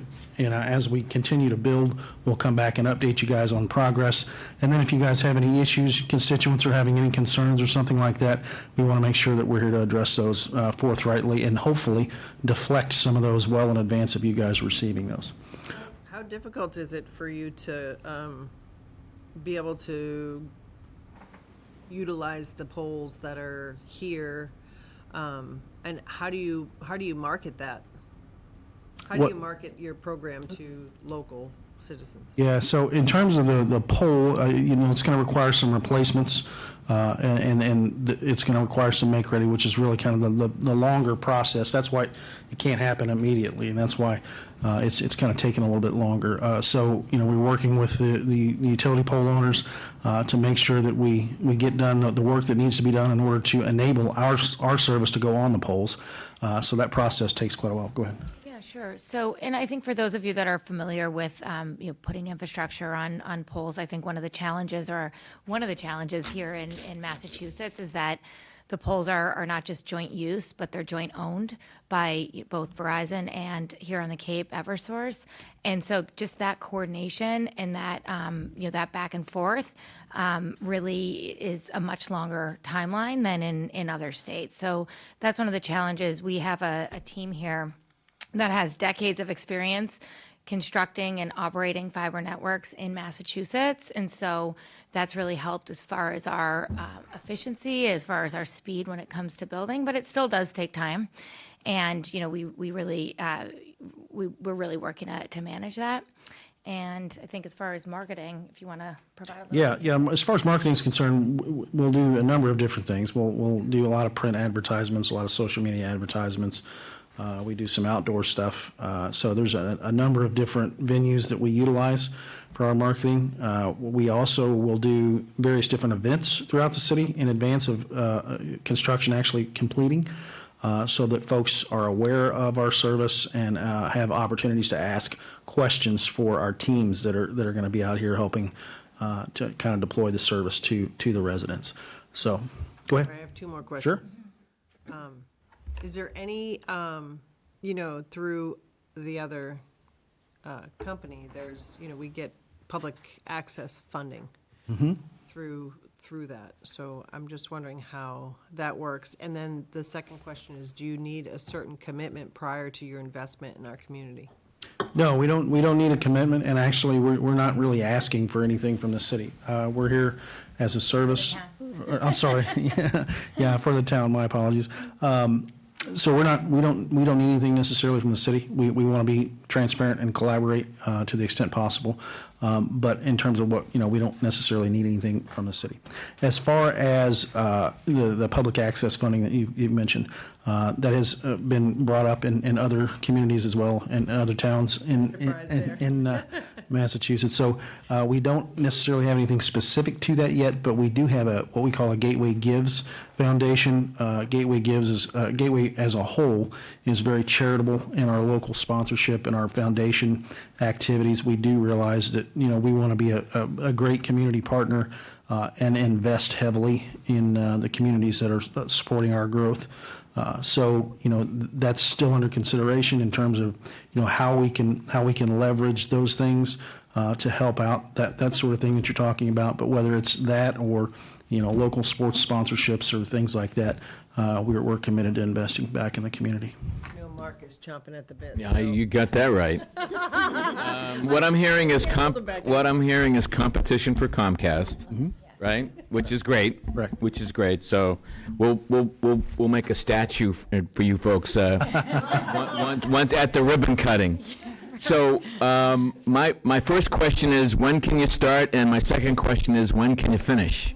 That's a great question. So we've actually started the process. We're probably 18 to 24 months into this already. So maybe not. Well, yeah, actually, when it comes to like the planning and the design phase, but yeah, we've been really at it, investing since for a year now. So yeah, we've been making investments for a year. We've invested already over $500,000 in Yarmouth.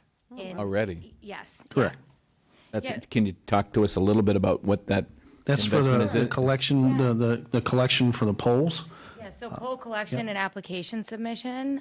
So I know we talked about the make ready process, and just for those of you who maybe haven't heard what that is, it's the process of making room for us to attach to the polls, and that starts with poll collection, collecting the data on the polls, and submitting the application to the utilities, both Verizon and Eversource, and then managing that those applications through the process. So we're already really deep into that That's process. Great. Yeah, I want to thank you for putting Yarmouth on your list and thinking of our community. I think you'll find a very positive reception from residents, particularly with the lower costs, and I think you'll obviously find a lot of interest in our business community as well. I think this is a very exciting development. This is great news, and I think it's something that we can all applaud and say thank you for doing. What I'm interested in knowing, my final question, Madam Chair, is what can we do to help you get this done as soon as possible? Yeah, so I think that, the planning and collaboration would be pretty important, helping us, obviously there's going to be police detail required, things like that. We don't need preferential treatment. We're just asking for, assistance to make sure that we're able to do our work in a timely and expeditious manner. The quicker we can get through this, the quicker we can serve everybody. So really, just kind of the planning and to the extent that there's going to be some permitting required, maybe kind of expedite some of the permits, but. I have a couple more. And we spoke about this. Yeah. So, as Derek mentioned, just, really assistance getting us in touch with the right people, or if we, run into obstacles when it comes to, detail, like police detail and flaggers can always be a challenge. Obviously there are the moratoriums, during the summer months, and we'd just like to collaborate and coordinate really, with the town folks in the town in order to see if there is way, for example, staying off main roads during during the moratoriums, but maybe we have the ability to go into neighborhoods, but just coordinating with you all there. And then also, there is, while the majority of the infrastructure is aerial, it's on the poles, there are also underground areas, and that's where we would potentially we'd love to work with you as far as getting that permitting, or potentially even, coordinating with existing infrastructure projects that are happening. So. Great.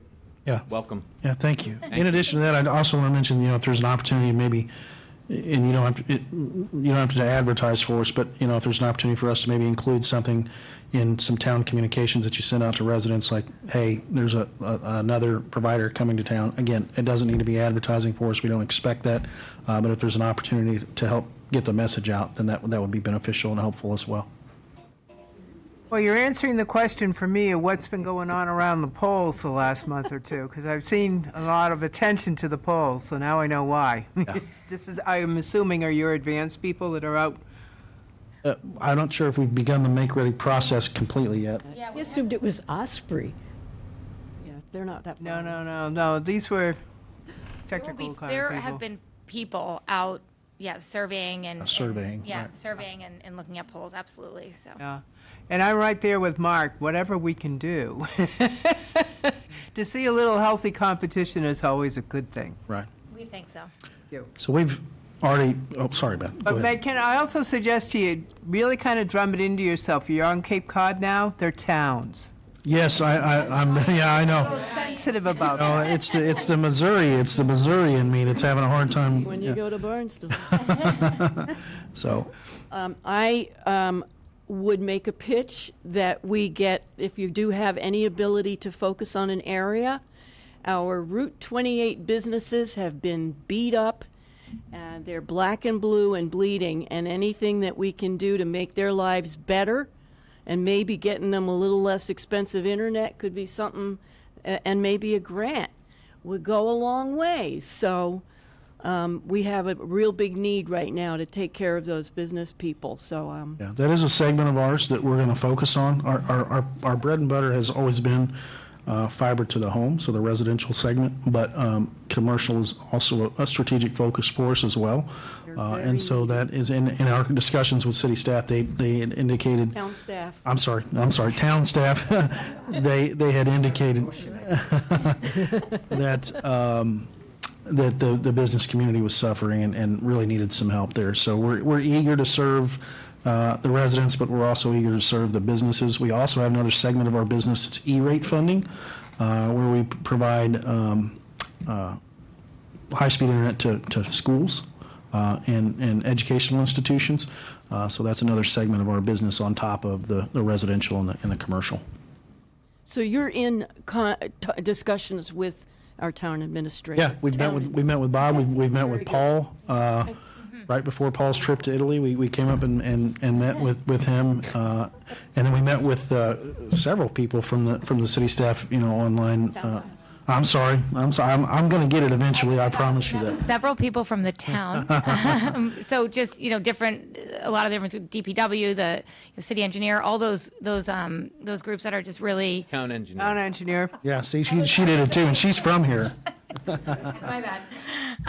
Yeah, the town engineer. And so, the folks that are just really, it was really helpful, like, just to have this, initial sort of kickoff meeting, just to introduce ourselves so that, as we're looking for, permitting and as we're working through, everything down the road, we'll have the right people to get in touch with.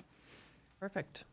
Great. Did anybody else have anything else? Well, I'm happy to, that you came in for the presentation. I think the people at home will be happy to hear. They'll be looking for dates and information, no doubt. So, oftentimes we put information in our packet from Comcast about their changes. So perhaps we can do that. I don't know about advertising or sharing. That might be a little bit difficult for us to do, but we'll see what we can do. But certainly this will spark some interest and people will be inquiring. Yeah. Do you have a way for people to get in touch with you? Yeah, that your you'd like to share? town staff has contact information for us. So Bob's got it, Paul's got it as well. I'm sure others do. If you have a website or something that people Yeah. can go to, because we can't have like 3,000 people calling Bob. Sure. Yeah. I will. But It's just gatewayfiber.com. One of the things that I would encourage you guys to do if you have time is to get on the communities page, and there's kind of a video on there that talks about kind of the partnerships that we have with the communities, and it kind of describes who we are as a company. I think you'll find a significant difference between who we are as a company and some of our competitors, and that's not just stuff that we put on our website. That's truly a part of our DNA, and we think that you'll find that whenever you start working with us. Great. Well, thank you for coming. Thank you. Nice to Appreciate meet it, you, guys. and Thank you best for of having luck. us. Gateway Thank you. Gives, yeah. Lovely town. whatever the name. Okay, our next item is a discussion and vote about the traffic pattern and a four-way stop at the intersection of Wood Road. Aren't we the and library? Oh, I missed that. How'd I do that?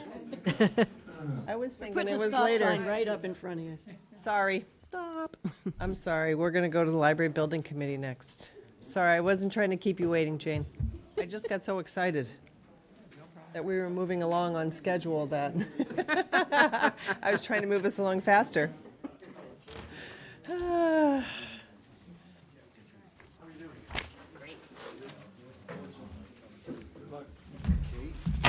Tom, this is your magic clicker. Which one Works, works? I hope. Forward, This is back. the arrows, yeah. Okay.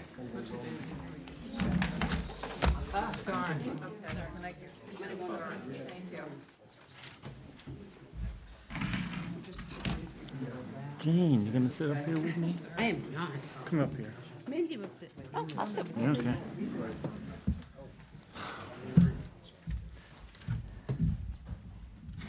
Madam Chair, thank you very much. Committee members, thank you. It's nice to be here. It's a good thing you didn't start explaining to him about villages. I think you might have thrown for a program. We would have been a while. We would have been a while. I just gave him a note about that. Can you, do you mind introducing yourself in the committee? Sure. My name is Tom Pendleton. I'm a South Yarmouth representative. Go ahead. Mindy Harrington, Youth Services Supervisor, Yarmouth Town Libraries. Vicky Gianettos, a West Yarmouth Library user. Sandy Fife from the Capital Budget Committee. I'm Jane Kane, I'm the library director. Susan Britta, Planning Board Representative. I'm Joe Lebrecht, I work at the libraries. And Dorcas McGurran is the Select Board Representative.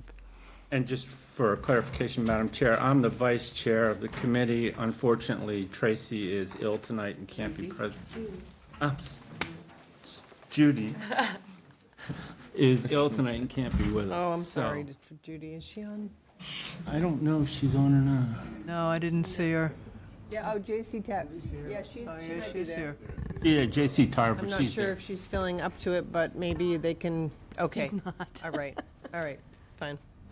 So, we're here tonight to present to you our recommendation for a new library site in the town of Yarmouth. I'd like to move to the second slide here. the site selection and grant, these sites were included in the analysis based on past inclusion and prior studies over the past decade. I mean, basically back since 2004, there's been discussion about the library program here in town. The site selection itself is very crucial to the grant process, as the Commonwealth requires a site to be selected prior to the start of architectural work. We have to have the schematics and things done by December to get into the Commonwealth so that we can move forward with the grant. The Library Building Committee must produce schematics. The schematics are due in December to the Commonwealth for the grant program. The sites that we looked at in no particular order were the South Library, the West Library, Mattakeese, Senior Center, Old Town House, Simpkins Field, and the Bayberry Golf Course vacant lot. The 4 sites were, we had pushed forward 4 sites initially, and those were the Simpkins Field, West Library, Mattakeese, and Bayberry. And this is a layout in relation to what they're near, primarily DY schools, the ME Small School, the Yarmouth Port Library, Route 6, and Route 28. The one site that we, after discussion and hearing from the townspeople, we recommend thoroughly the Simpkins site. It's about 2.5 miles or 2.2 miles from the DY schools. It's close to ME Small. It's not quite centrally located, but it does provide easy access from just about from anybody in the town of Yarmouth. The MPLCP grant program actually began last in April of 2024. As you know, town meeting authorized grant application, library program completed in May of 2024. The grant was filed. We received $100,000. In February, update to the select board. The RFQ went out to the architects this past February, and then we began site assessment, and our committee was appointed in April. Our first committee meeting was actually May 5th, and we did an architect selection in May, on May 29th of 2025. At that meeting, we did a short list. After that meeting, we did a short list. We did public about the sites, and then we did a public meeting last Tuesday. About 120 people came to the open meeting, and there were about 37 online, so we had good representation and good participation from the town folk. And then tonight we're here before you guys and hope we can get a possible vote on moving forward. So the Code of Mass Regulations 605 CMR, blah, blah, blah, all that good stuff. As approved, the site selection criteria of the Commonwealth, the site must be approved by the municipality and accepted by the board during the planning and design phase of the project. It must be specified prior to commencement of MPLCP-funded design work with a stamped site plan prepared by an architect registered in Massachusetts. The site must include adequate space for parking, grading, utilities, the library building itself, including any necessary space for future expansion. We really wanted to be forward-thinking, and we're looking not just 20, we're looking at 30, maybe 50 years down the road in terms of what this library might do for the town going forward. So this is the ideal space allocation for the library, and these are just recommendations by the state. They're no way fixed in concrete. The library size that we're looking at, and based on many different studies going back again to about 2004, is a library size of about 25,000 square feet. The state recommends for a building of that size, for a library of that size, that we have about 5.74 acres. Which includes space for pavement, for parking and open space, and expansion, primarily expansion. So prior information and current site process. Again, this all goes back to about 2004. There were multiple building condition studies, and they were completed, and prior and recent library committees and studies. The project website, that arrow is, the public can go and click that little link there and go to our particular site and find all kinds of current information and past information about the history of the library program. So the present sites, we developed a list of sites to determine what to analyze.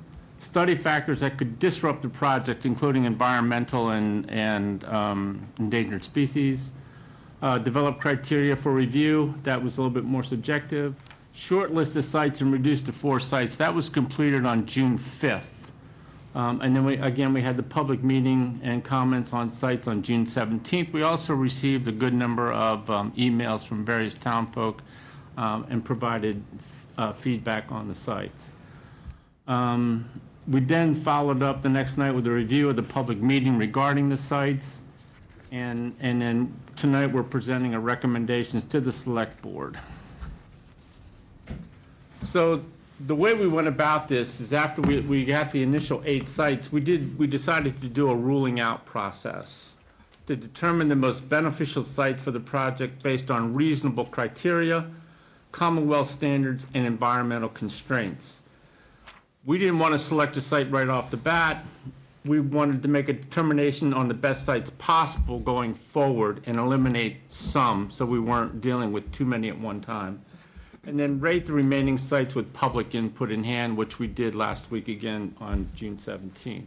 And you can see on the right, these are the things that we took into consideration: the character, the context, Commonwealth guidance, expansion and safety, et cetera, et cetera. So the recommended site.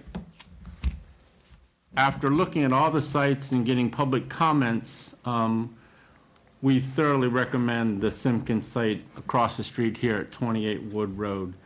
Both parcels are in consideration. There's ample land for library, near other relevant town uses, town hall, the schools are right, not too far down the street. It is on a bus route, reasonably near the schools. It is in a partial slosh zone, and we'll get to that in another slide going forward. It's also that this site is also being considered as a town common, and we think that would collaborate nicely as a town common, putting a library in that site, and it has good frontage. Again, like I said, it includes both parcels, the field and the MacArthur School property.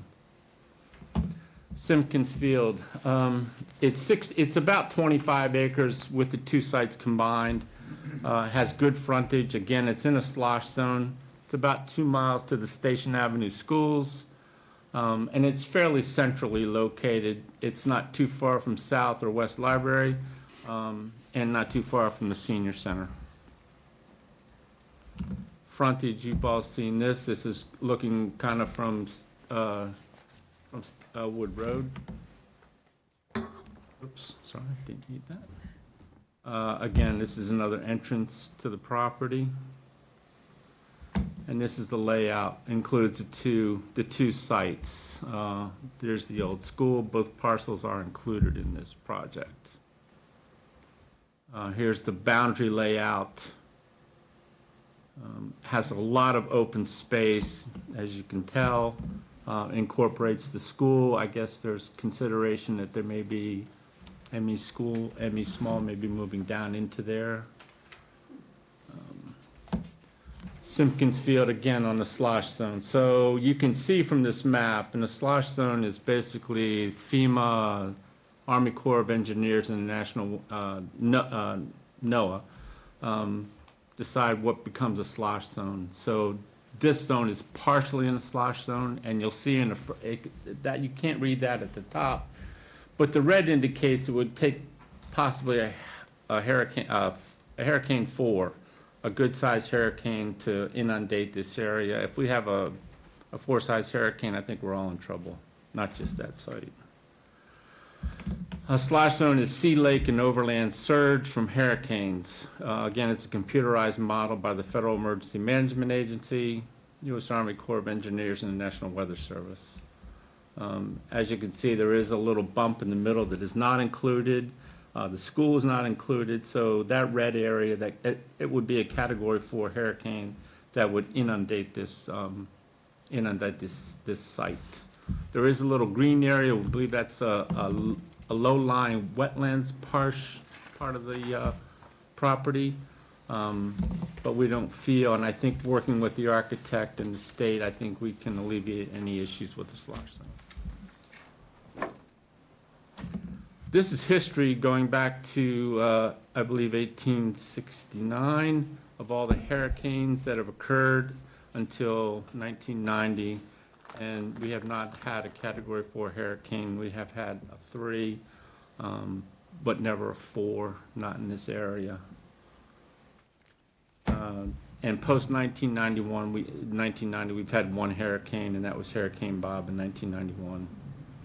So we have not had a Category 4 hurricane historically. This is just another layout, also involves adjacent town-owned site, which I believe are the ball fields. Tom? Yes, ma'am. Can you just pull the microphone for the Sure. people at home? You're It's- fine when you're speaking this way, Yes. but when you're looking at the That way? screen, yeah. Okay, thank you. I appreciate that.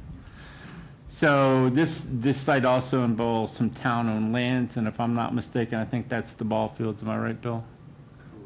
Yes. The sites that were not, that were considered at the public meeting, and those were the following: Mattakese. There is a large area, however, competing interests with pending decisions, somewhat remote location. There's no ancillary or other uses nearby. The muck process here is really going to kind of, has more or less eliminated the site. They're not going to really make their decisions until January, and the library designs must be done by November to submit to the state. There is no bus line up there, and we do have to take into consideration any wastewater issues because we are near wells up on the Mattakese site. Again, this is a layout of where the Mattakese site is. It's fairly central. It's got plenty enough size. The 150,000 square feet has 2 buildings on it. The muck planning, I won't use the same joke I used at the town meeting, but it is mucking up the process here a little bit.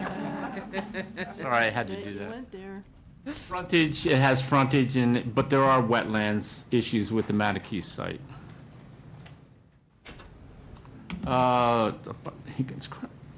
Now it's not clicking. Oh, there we go.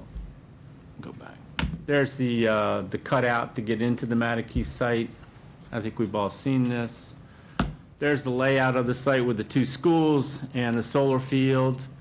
Again, until the MUC committee gets done with it, I don't think we can proceed with this site. We didn't get a lot of public comments about the Mattakese site. There wasn't a lot of interest with it. But again, it does have sufficient size to incorporate a library. Higgins Crowell, we don't need to see these. The West Library was considered, it has historical consideration. It's been around since 1965. There's a donation from a town member who provided funding for this building. We took that into consideration. It's located on a bus route. It does services the community, the village of West Yarmouth. Limited size. It's smaller than any, except the South Library size. It's smaller than anything else, and it's totally within a slosh zone. It's 1.36 acres, and if you go back to that formula that the state provided, 1.36 acres, we could not fit a 25,000 square foot library in that site. There's no adequate parking. Has good frontage. It is a beautiful library. It has an existing barn, which is in the back area of the library, and again, it's fully located in a slosh zone, and it's a little bit more distant to the schools. It's about 4 miles. Again, it presents very well from Route 28. It's probably the nicest building along 28. It's got a historic structure. It's a very nice library.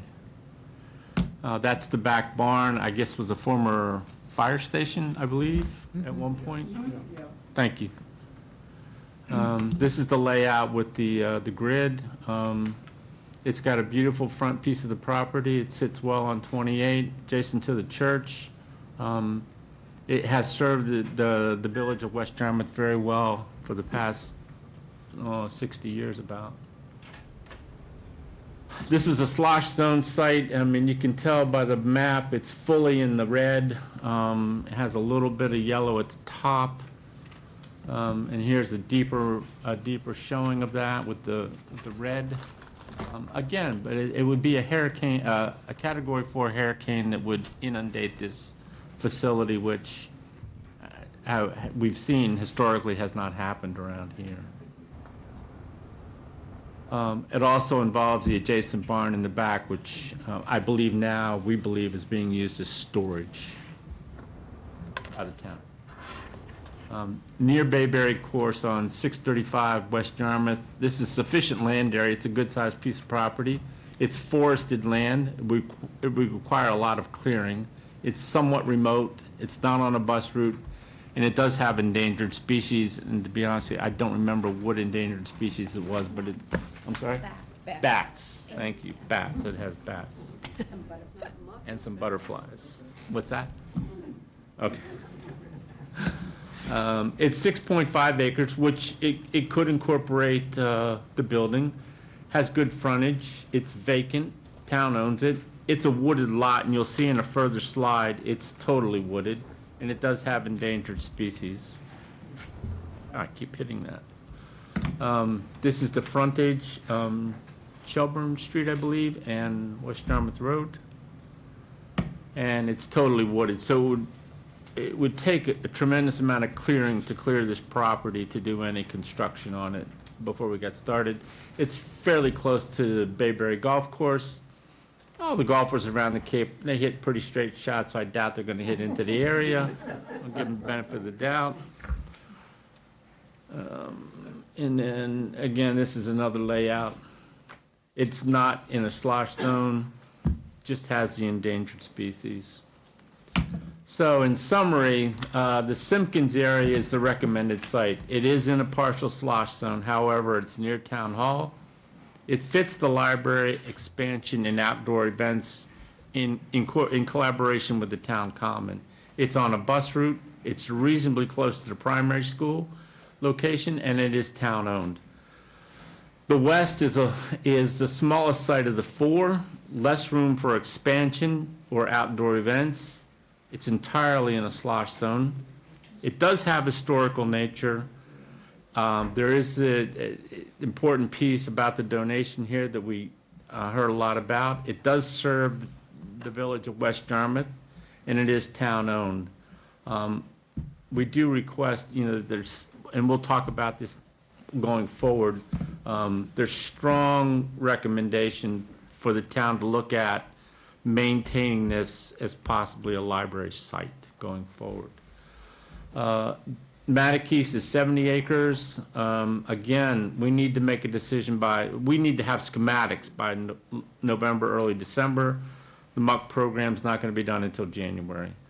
The school decision, ME Small, the school decision, I believe, understanding, they're not going to make their decision until about January, which sets us back. It's in a remote location, not on a bus route. We have to consider the wastewater system because of the wells, and it is on wetlands. Does have ample area, and it is town-owned.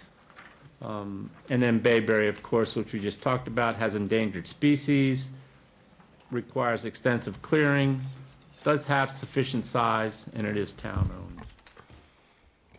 The sites that we looked at initially that were ruled out were the following. The senior center, it's actually land adjacent to the senior center, to the housing authority land. Has an environmental impact. There's a drainage issue. It's high water table. Limited access to the street or room for expansion. It is centrally located, although not on a bus route. There's no environmental hazards located here. So this is where it is, next to Homer Park, not far from Route 6 or DY Schools or Mattakese. It's got 7 acres. There is a building, the senior center building is about 12,000 square feet. It's adjacent to the housing authority and has good frontage, but it does have drainage issues. Sorry. Go back. Well, let me go back. Okay, Old Townhouse Road is actually housing authority land. It's not owned by the town. The environmental impact here has drainage issues in the area and neighbor concerns. They've had concerns in the past. It's non-compliant with endangered species. It is centrally located, but it is adjacent to Wells. And then, again, this is just the old townhouse site. It's about 18.69 acres, but again, it's housing authority land, which I think is going to be a problem. This is the frontage. And then this is the property itself, again, which is all housing authority land. And then the South Library. It's on the edge of town. The smallest one is about 0.7 acres. It's in a slosh zone as well, but it's right on the Dennis line. Personally, I think it's a beautiful library. It's a library my kids grew up with. I love it, but unfortunately, it's a little small. This is the overlay. It would have severe parking issues. There was some talk about looking at land on the other side of Mill Street. Yeah, that's the land we bought for a library. Was Yeah. that considered? It was, yeah, it was considered, but even with that particular site, there's not enough land there to do much. And you'd probably have to, I don't know. You need a variance. You need a variance. Probably close off Mill Street. I don't know. So findings. So for us, from our information in the public meeting, Simpkin site was favored by the majority of those in attendance. It has clear attributes for a library location in a village context. It's proximate to other village uses, municipal uses, with sufficient size and opportunity for outdoor library events, which Mindy is very big on. The West Library site, we recognize the constraints of the site as related to size. It's just a little bit small. We cannot ignore the many who spoke with a clear message, and we have to reiterate, they were passionate when they came to the meeting. They clearly love their library, and they spoke very highly of it. The South Library has more substantial site limitations, just way too small. And then the town common, collaborative opportunity of the common project, working with the library building project, I think is an advantage going forward. Other sites to be considered beyond, these sites were just presented at the meeting and did not have demonstrated support, and that included Mattakese, and Bayberry did not get a lot of public support, or did Mattakese. And then the grant funding. December is a deadline for schematics to meet the requirements of the grant program. This site decision is crucial to moving forward. And then recommendations from us.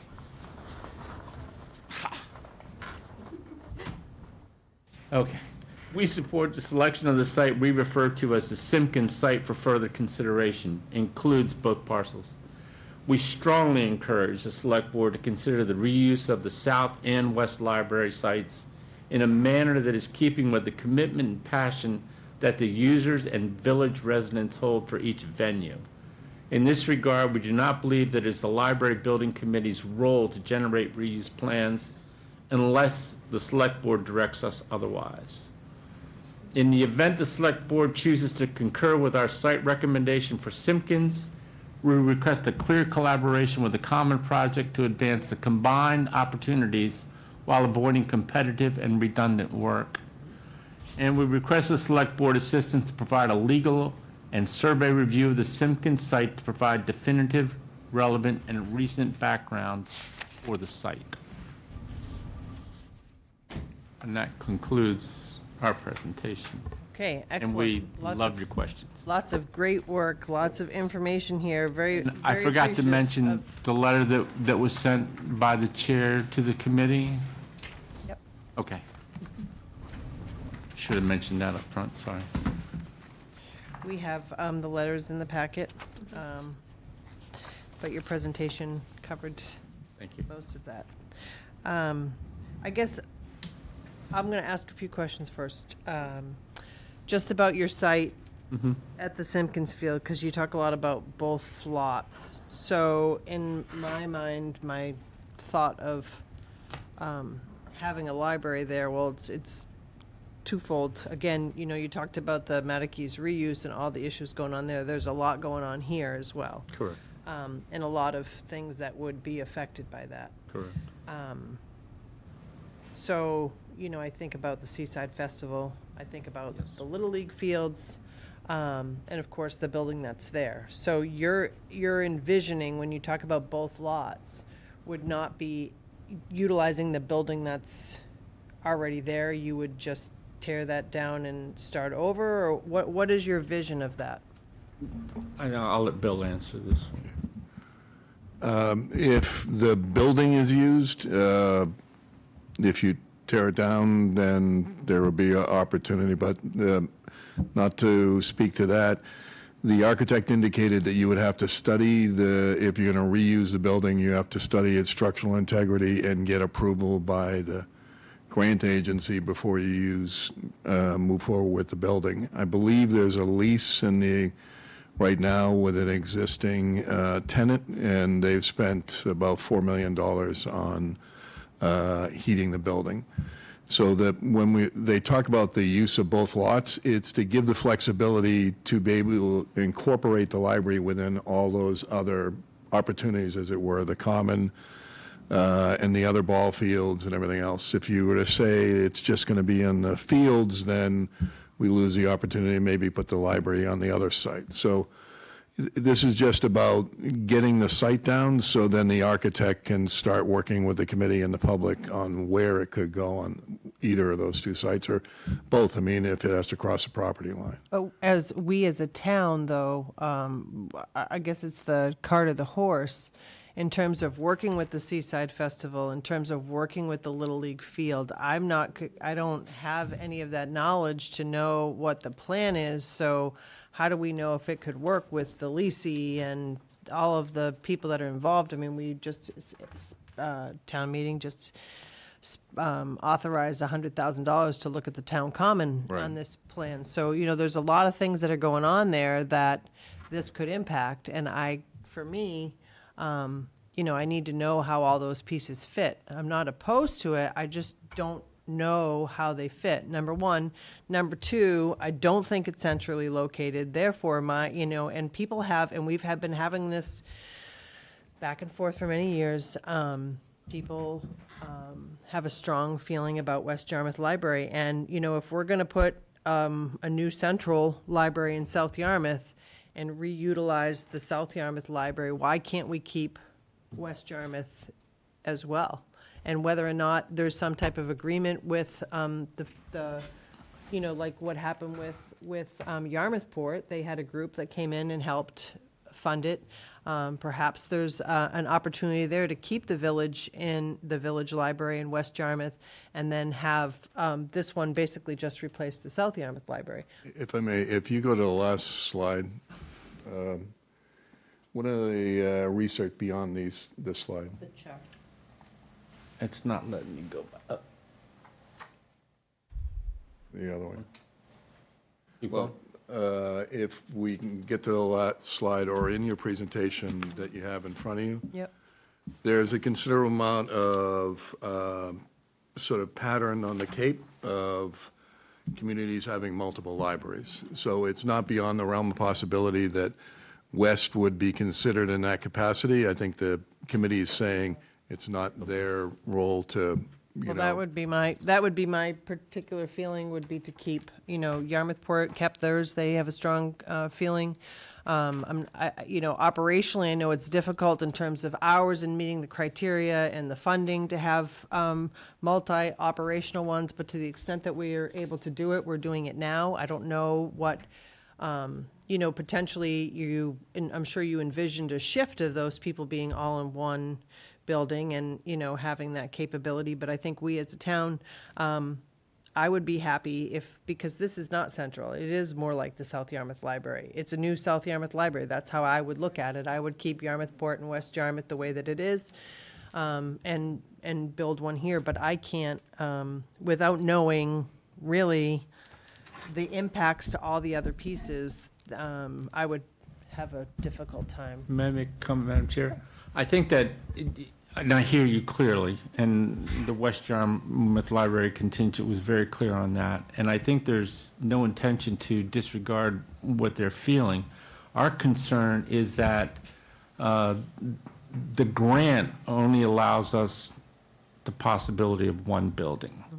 So, and that was our focus. I mean, and we clearly looked at the West Yarmouth site and trying to put, a considerably larger building on that site feasibly doesn't work architecturally. I understand, and I understand that, but what I'm saying is let's just leave it the way it is. Well, And I think that's my perfectly, opinion, yeah. that's Madam perfectly Chair, fine. just point of order, we were going to invite the residents to speak that are here tonight. I hope we can find some time for them. Okay. And we're going to go to the board first, and then we'll go to the... I'm going Do you have to any defer on anything until I hear from the public. Okay. Dorcas, do you have any questions? No, I don't. Joyce?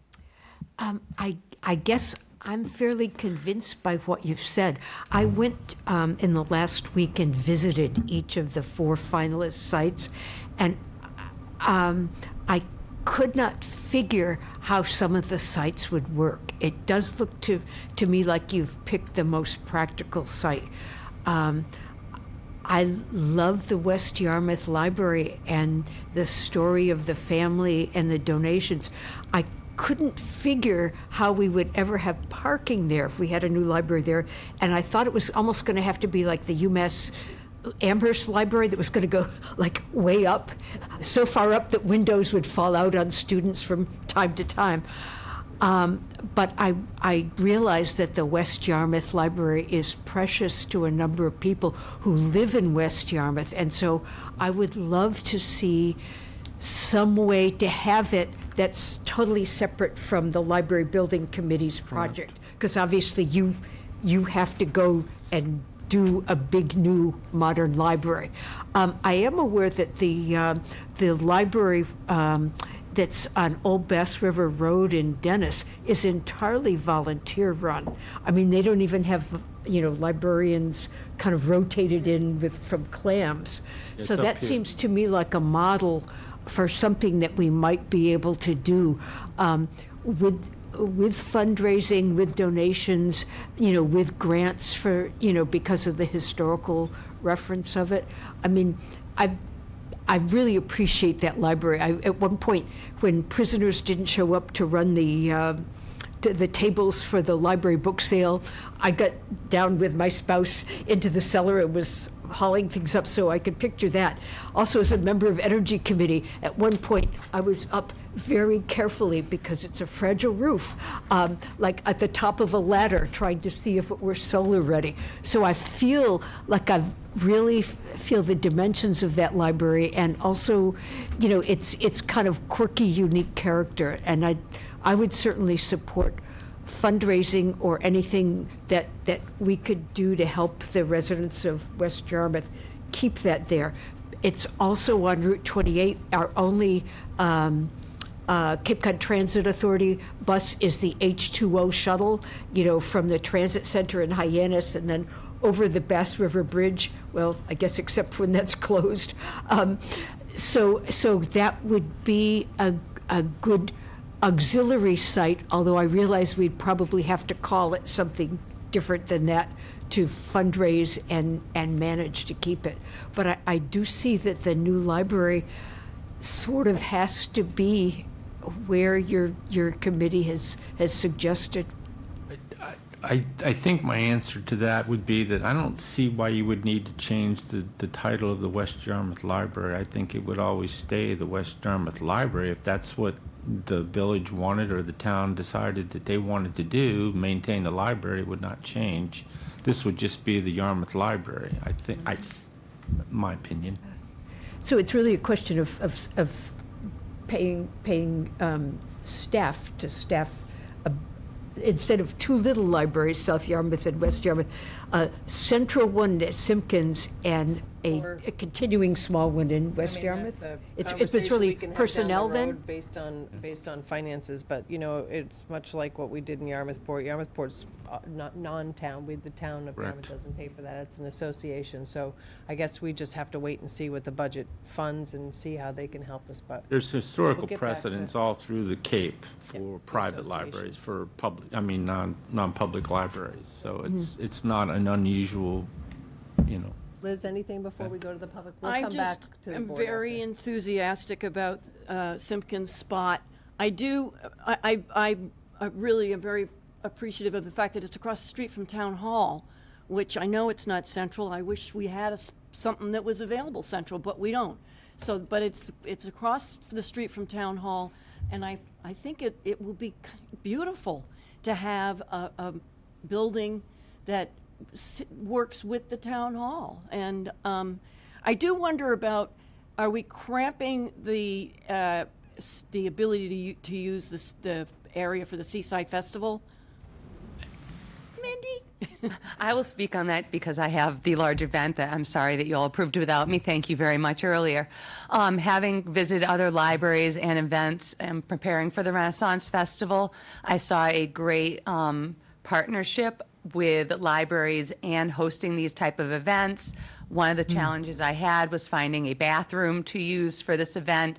By having a library small. there, we could help alleviate some of the funding needs for Seaside Festival by being open at that time, providing bathrooms, cooling stations, it is hot there, and make it more of a partnership than a hindrance. Same with the ball fields. A lot of parents I talk to talk about wanting places to bring their children while other children are practicing. And so once again, I see that as a partnership, not a hindrance. I agree, we just don't know whether or not there's gonna be space for it all, that's the problem. Well, that's what I was referring to. I wasn't referring to the fun of it, but I was. Are you Right. going back, Bill, to take a look? I believe the MacArthur building is about the footprint of what you would build for a library. No, it's twice as big. Well, no, but that's Oh, two floors. we said that's 2 stories. Sorry. It's 21,000 square feet. Yeah, so, I mean. You need 25,000. Basically, there's the capability to fit everything. To keep it all. The advantage is there's a common study group, and then the Seaside Festival can be there at the table talking about this. So I think there's an opportunity to have a dialogue and There you go. collaborate on it. I think there's enough room to build a library on the site. And still have a, yeah. Common But and that the- site will also have to handle the parking. And I'm afraid the parking is 3 times the size of the library. So I think you're going to get Okay, cramped. But The I'd town also leave it to the commons, architect to figure out how to do it. okay. That is up to the architect, but if we have extreme reservations, now's the time. I love the site, but I do think it's going to be, it's going to be cramped because of the town commons option and having the Seaside Festival there. So, It's only a couple days a year. I'm for the Simpkin site, but I want us to be very aware of the compromise, because there will be compromises, but there are going to be compromises everywhere. But I also like the idea that, I think Mark's idea for a town common is a beautiful idea, and I think it just grows in every way better with a library there. And I so want to see West Yarmouth and South Yarmouth preserved. In so many of the towns have done just that. So that graph that you had with so many of the towns that have their private association and then their town library. So I hope we can do it. I hope we can do it. Bill, and then we're gonna go to the public. Just one thing, sorry. The town common land can be the open space for the library. They can co-occur. It's not that they're mutually exclusive, that you have to build a common and have library open space. So they can co-occur, so it's not really, there's an overlap there. Yeah. All right, we'll go online first. Vida?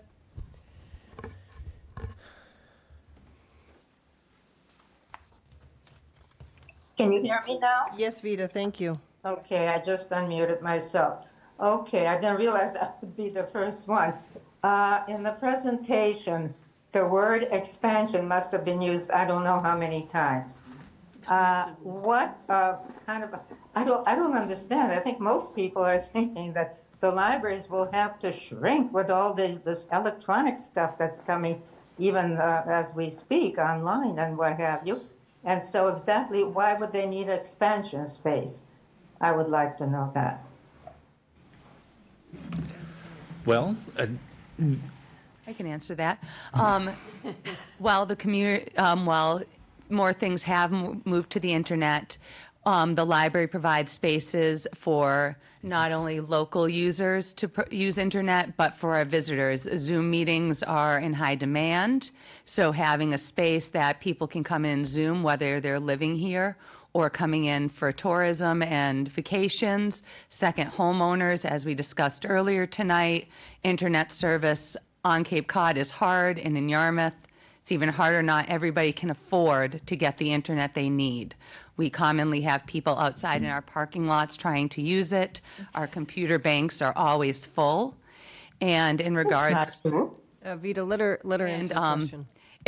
and in regards to the youth on using tablets and stuff, that is a big move for schools. Unfortunately, at this point in time, there's no way to support our students and youth in that endeavor.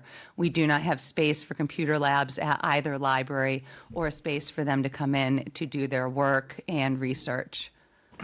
I wanted to add a comment on that too, because I think it's very important, and the question is an excellent question. You know, we've got technology. Aren't libraries shrinking? And, you know, the answer to that is really a resounding no. And we did very detailed programming studies as part of this entire process before we even got to the site that outlined all of the community programming that occurs in modern libraries. And even this evening, we had a speaker, and it sort of resonated with me. Why aren't we, you know, incorporating how future libraries are used to build stronger communities, because this is going to be a library for the future. And I would say that study is on the town's website, and it is highly detailed, and it provides an inventory, and the community was involved, young people, old people, and professional library programmers, to put together, before we even started with the sites, a program for what we need in our modern library. And all of your questions, Vita, I think are answered in tremendous detail throughout that entire study. And you really need to familiarize yourself with some of the programming that is going to be happening in a community library, why we need it to be a little bigger than the 2 libraries that we have now, and what the future holds for library services. And it's outlined in there pretty well. And after that, we can discuss, you know, I think more of the details of that. Madam Chair, Hold on just a minute. What's the source of this expansion type thing here? I mean, as far as, for instance, the slosh thing goes, just forget about it, because that's computer modeling. And as the president said not long ago after the parade that was supposed to have been deluged imminently, if they can't even tell 2 hours ahead of time, you know, that some weather event was going to happen, now they're trying to tell you 50 and 100 years ahead about slosh. So, but anyway, forget about. But I'd like to know who are the people who are predicting these expansion needs and what have you, and or entities. And as far as the usage of the computers at the South Library, the last, I would say, over the last 3, 4, or 5 years, when I've gone in there, there's never anybody using the computers at all compared to what was happening about 20 years ago, when you had to get in line to get on the computer. So I'm really very skeptical about this whole thing. And as far as the you really have to make consideration for the West Yarmouth Library. Do some research as to what happened at the Yarmouth Port, which I believe had a fairly sizable endowment at the time that they made the decision, but somebody needs to do some research and see exactly what happened there, and see if it's possible to keep the West Yarmouth open. That's the most important thing. And see if you really need the $25,000, new building there. But that's, I think it needs to be brought down to some sensible size. Okay, Vita, thank you very much for your comments. Hopefully you go online and read the information that's there, and ultimately this project will go before town meeting, right? So they'll have the opportunity to advocate for their position at that time as well. Joe? Hi, Madam Chair, can you hear me? Yes, Joe. Yep. So I kind of echo and am concerned with a lot of the questions that you had. I think one of the problems is the timeline that they're faced with through no fault of their own. It is what it is, but it does not fall into line with the Mattakees and the ME Small and their feasibility studies and the town common feasibility and what we're going to work. That just unfortunately is bad timing. I don't know how, if we make a decision on this, how we, can go forward without looking at all those other pieces. I was at the hearing, or wasn't at the hearing, but I attended the hearing remotely. I didn't voice an opinion on the site. I did have concerns and questions that were answered about recreational use for children and some of the other issues of getting kids outside, and those were answered by the coordinator, the youth coordinator, quite well, because, and I believe this to be true, that getting kids out of the house and out of the basement and away from their devices, it not necessarily precluded by a library. It actually gets them out, and there's other activities that could be done, which might work at the South Yarmouth site. But there also is the lease capabilities, Cape Cod Collaborative, which provides a financial base for their usage that saves the district, the DY district, money for their services, and they're looking to expand, and those considerations all have to be considered. The West Yarmouth Library, I was a great user when I was walking from pretty much the Hyannis border to West Yarmouth Library, and that was a significant walk. But if you think about it, somebody doing that or even taking the bus, all of those people in the West Yarmouth area, from the Hyannis border all the way and beyond the West Yarmouth Library, have to be considered. And I think you are considering them, but I'm wondering if the subscription, I don't know what to call it, the circulation, the enrollment, if that has to figure into the state predictability of usage. So I don't know what you call that, but in other words, if the West Yarmouth Library needs to cease to exist to have the amount of circulation or usage by population, if the West Yarmouth Library exists, does that mean that the state looks at the project less? So that's my concern. I think all of you are doing a wonderful job, and whatever you determine, I think it's a tough road to hoe. So good luck. Thank you, Joe. Thank you for your comments. Okay, I'm going to go to the public here. Is there anybody who would like to? Sir, please go to the podium and identify yourself.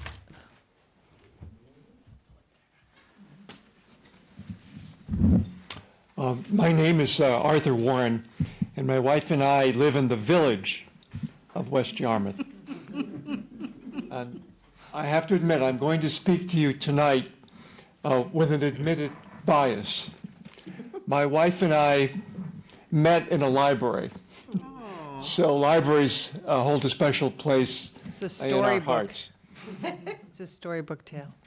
the Simpson site recommendation meets all the criteria, checks all the boxes established by the library committee for a new library location. That said, the Simpson site is in South Yarmouth. The new library site would retain a major resource in the South Yarmouth Village. The village of Yarmouthport has a library. It is reasonable for the West Yarmouth Village to keep a library in order to preserve the village structure, which I think is very, very important in this town. I grew up here, graduated from high school, and can appreciate the three villages, their differences, and from political to social, economic, they're all important. As the library committee research points out, the multiple library village concepts in play here on the Cape, and it works. We just saw that Barnstable has 7 locations, Dennis 5 library locations, and Falmouth 3. I think that's important. It says something. There's a demand for local libraries, notwithstanding the technology that was pointed out here by our town manager and the need for space. There's no doubt past is not prologue. We want to go forward and make a terrific statement here for the residents and obviously our visitors, the tourists that we discussed here earlier from trying to target and market. The Library Committee consultants report opines that Yarmouth needs approximately 25,000 square feet of library space. Keeping West Yarmouth open as a branch reduces the square footage required for the new building, and I think would reduce the cost of the new building. I hope I have that right. If we have 5,000 square feet available in West Yarmouth, you need 25,000 square feet. 20,000 is the net new building. Lower cost, lower state grant application, that may help the library committee's cause. And as a reminder, the West Yarmouth Library 1965 building and the 1971 addition was gifted to the town of Yarmouth by Mr. and Mrs. E. Harold Castingay. It is a memorial to their teenage daughter. It served as an architectural high point along Route 28 in West Yarmouth for the past 60 years. It's part of the fabric of our life experience in West Yarmouth, and I believe indeed all Yarmouth. It's certainly a building to be proud of along Route 28. So assuming the Simpson site selected, keeping the West Yarmouth Memorial Library open as a branch supports, again, in my view, the unique village concept here in Yarmouth and preserves an important part of history. I hope you as select board members can find a way forward to uphold the intent of the Castingay gift to enrich public services. That's what that building is all about. And I think all residents, young and old, will benefit. As the Library Building Committee public meeting, I was at the meeting last week with my wife, comments were made about the commercial value of the West Yarmouth property. Please, as select board members, any repurposing of that library building should not be confined to a use for commercial enterprise. It should not be used for commercial enterprise. That building was a gift. There are other people here in Yarmouth who may make gifts to the town. And if you don't treat that gift with respect, it could create a terrible chilling effect on gifts of land, scholarship funds, building, and the like. Look, you're dedicated public servants. You do a great job. I sincerely appreciate everything you do. We hope you can give serious consideration for the purpose of the West Library Memorial Gift, and either through reuse or as a branch, go forward to meet the needs of all the residents in the town of Yarmouth. Thank you very much. Thank you. Appreciate it. Thank you, Mr. Warren. Yes, ma'am, please. My name is Angela Carbone, and I am a library board member, but tonight I'm a West Yarmouth resident. And like Arthur, who is a neighbor not too far away, I love my West Yarmouth Library. I truly do. I can walk to it from my house. I can ride my bike to it. But it's not a central library. It definitely is out in one part of the town, just as the South Yarmouth Library now is almost in Dennis. And I would love to see the West Yarmouth Library continue, but that's not what the meeting tonight is about. Tonight, it's about if we are going to look at building a library for the 21st century, which is where we are, and beyond, we need a place that has more than, how many acres does West Yarmouth have? 0.36. I mean, it's impossible to put a library there that is going to be a 21st century library. And I think the town deserves it. The Simpkins property looks ideal. I think it can coexist it seems pretty obvious it can coexist with a town, with a town common kind of central, that would create a new village, which would be lovely, especially with the town hall right across the street. And in terms of the Seaside Festival, how many days of the year does that happen? 3? Three? 3. Yeah.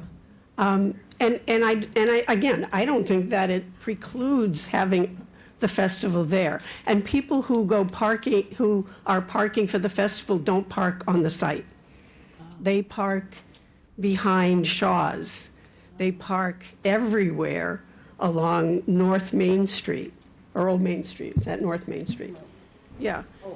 Old Main Street. Old Main Street. Old Main Street. I mean, so I don't think parking for the Seaside Festival should prevent us from having a beautiful new library. I think the town people deserve it. And I would love to see the West Yarmouth Library stay open as a library. And that's my personal and kind of selfish reasons, but Yarmouthport Library is open. It is not a town library. Dennis libraries, they have libraries all over the place. They're not town libraries. I mean, they're connected to the town, but they're not funded by the town. Jacob Sears Library is one of the prettiest little libraries you would ever find on the Cape, and it's in gorgeous shape. It's beautiful. It's private.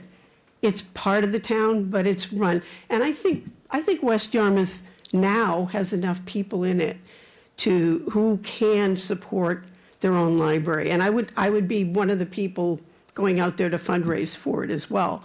But that's not what we're talking about tonight. We're talking about where are we going to put the library. Simpkins has the space. It has the bus line. It has accessibility to people who truly need and use the library. Thank you. Thank you, Mrs. Carbone. Thank you. Yep.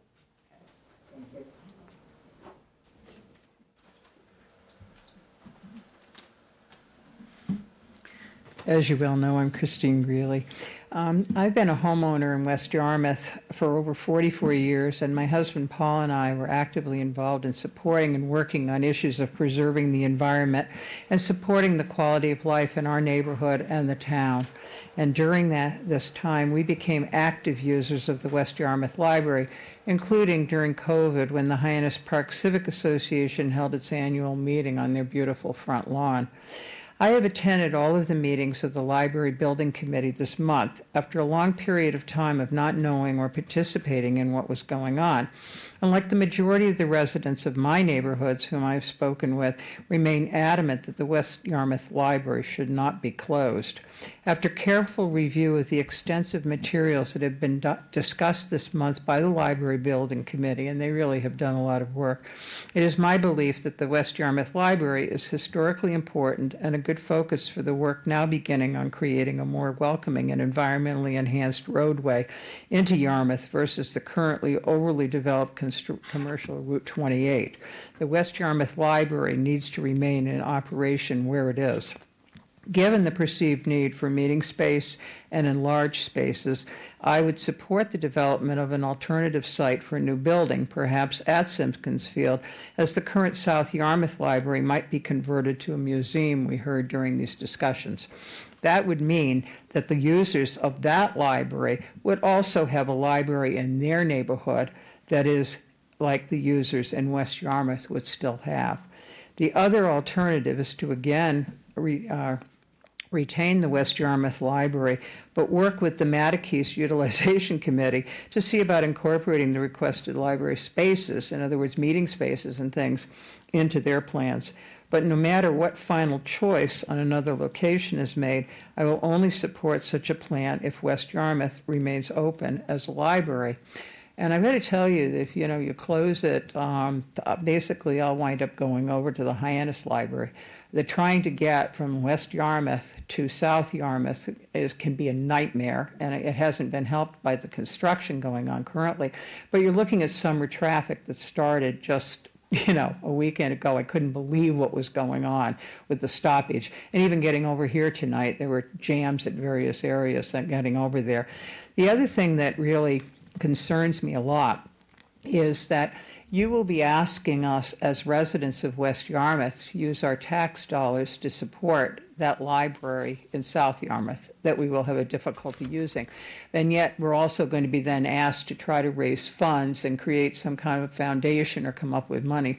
Currently, as it stands, you are already running 2 branches of a library, so it doesn't seem to me that it's impossible that you can't continue with some kind of functional library in West Yarmouth in public funding and not just foundation money. The other part I have to say, and I realize it's now water over the bridge, but I was actually a trained focus group leader and was required to do that many, many times in my job, my professional experiences. And the only experience I had, quote, in the study about the needs for Yarmouth libraries is I went to some event in West Yarmouth where I was actually asked to pick a partner who I didn't know who there and build with a paper model what an ideal library would look like. It was one of the most bizarre kind of public feedback things I'd sort of participated in. Now, they may have indeed, without my understanding the knowledge they gained from it, is sort of very different. And so I have concerns about that. But I thank you for your time and understanding. And as I said, I think there are a lot of people who have a lot of concerns, because I've even heard from people who said they don't want to spend more money on another library, a bigger library, because they're not sure who's going to use it or what. So I think there's some big moves afoot that are going to have to, really gain a lot of public support, not just about West Yarmouth, but just about the whole idea of an expansion of a library. And I have to tell you, the students who are out here getting their scholarships while we were waiting, everybody was on their cell phones. Getting their information or doing whatever out there while we were waiting to come in from your executive session. So I do thank you all for the time, the patience, and the work that has gone on into all of this. Thank you, Chris. Is there anybody else who would like to speak? Well, thank you. Okay, Mark, do you have anything to add now? Yeah, I'd just like to add a couple of comments here. First of all, I want to thank the committee for all of the work that you've done. It's an incredible amount of work in a relatively short period of time, and it's very thorough. And I either watched the video of your meetings or attended some of your meetings, and very much appreciated the way in which you were able to generate discussion and feedback from the community. I've lost track of the number of library meetings. What do we do about the library meetings? There are hundreds of them, and I've been to them decades of them. And, you know, one of the things that I've observed is that your recommendations are very much consistent with recommendations that we've seen before, all right? So you're following, I think, a very, very good pattern. We've come very close to making a decision as a community. We've just fallen short. What you've done for us tonight through your work over these many weeks is you've taken us to the next step. That's a place that we have not been able to get to before. Before I came here, I was reading through the transcript of the 2004 town meeting. Me too. Yes, and the debate and the discussion within our community about what it was we liked about the recommendations of the library committee to build a new library on the old Bass River Fish Market site, and what we didn't like. And the reality is that in 2004, town meeting went in one direction, but then the voters went in a different direction. The community was divided. But what I learned from that debate and that discussions and the recommendations of the committee that had your job was they liked each village having a library. They made it clear that they weren't making future decisions about what happens to the village libraries, but they needed to build a new facility in order to meet the huge needs at one of our libraries, and that was in South Yarmouth. And so we're kind of back to the same point. But what we've done tonight is we've actually picked a site and vetted a site and done a lot of work on it. And I want to commend you for that, because you've actually brought us to a point which I believe is where we need to be. I think your recommendations are spot on. As you know, I've been a strong supporter of the common idea. And that's not my idea. That was an idea that Tracy Post and a host of others in this town had years ago that I thought was a terrific idea. I still do. I think it makes sense. And I think the common is consistent with your recommendations. I think they can coexist. And I thought it was a stroke of genius that, Mindy, you put together this festival so for the skeptics in the community, all right, that might not think we can do a festival in a common and maybe have a library, well, we'll have that opportunity to test that out. No pressure. No, but I think as you have mentioned before, it actually, a library facility on that site, whether it's the use of the MacArthur School, and I believe that that's an option that we owe our voters to check out and vet. But if the MacArthur School can't do it, there are plenty of areas there that can be utilized without interfering with the Sears Playground and some of the other areas that have been designated. Based on my work and just the study on the common idea, I think that all of those pieces can fit and can fit nicely. So I think you've done an outstanding job. I completely support your recommendations. I'm also, again, full disclosure, I love the South Yarmouth Library. I've loved the West Yarmouth Library. I've spent enormous amount of time with my kids, my family, in all of our libraries. I think we're blessed by the libraries that we have. I would not want to see the West Yarmouth Library go. It'll break my heart to see us build a new library to replace the South Yarmouth Library, but I, as a select board member, want to see some public utilization of that, whether it's as a historical museum or historical archives, a way to interpret Yarmouth's history. You know, they do a good job in Yarmouthport with the Bangs Hallett House and some of the functions that are up there, but we need something like that here in South Yarmouth. And I think it was great to hear the Historical Society offer to do something in that public vein with that building, if we as a board so decide to go in that direction. So I want to thank you for your recommendations. I embrace them completely and enthusiastically. And once again, want to thank you for all your hard work. Thank you. Well, as somebody that was sitting in the room, thank you very much. I mean, I know exactly how hard you reviewed all of this, how passionately you spoke of your feelings and of wanting to listen. And West Yarmouth, at the end of the day, it is something that we, the board, are going to have to do something about. We've heard from the community. We know what the community wants. And it does play a very vital part of our community.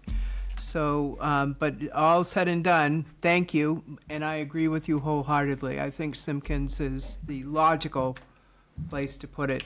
And I know we say it's not really physically the center of town, but ideologically, sort of, it's the center of town. And 28 really is Main Street for a lot of people in town, so.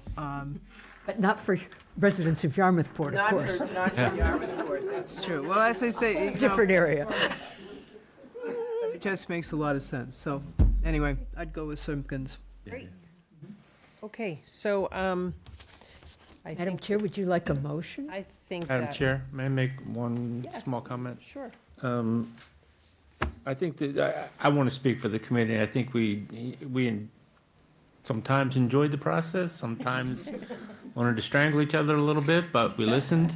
I really want to thank Judy, who's not here tonight, for leading us, and I really want to thank Bill, who really kind of held our hand going through this process, and of course Dorcas, who sat with us the whole time and corrected us on certain things. So, again, thank you for hearing us out. And thank you very much. Can we have a round of applause for them? Sure.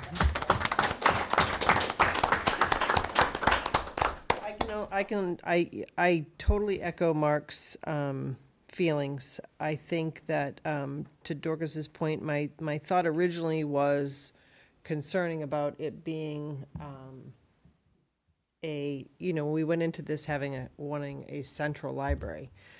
But I think that the community and our board has such a strong feeling to the West Yarmouth. I think our board is committed to keeping that.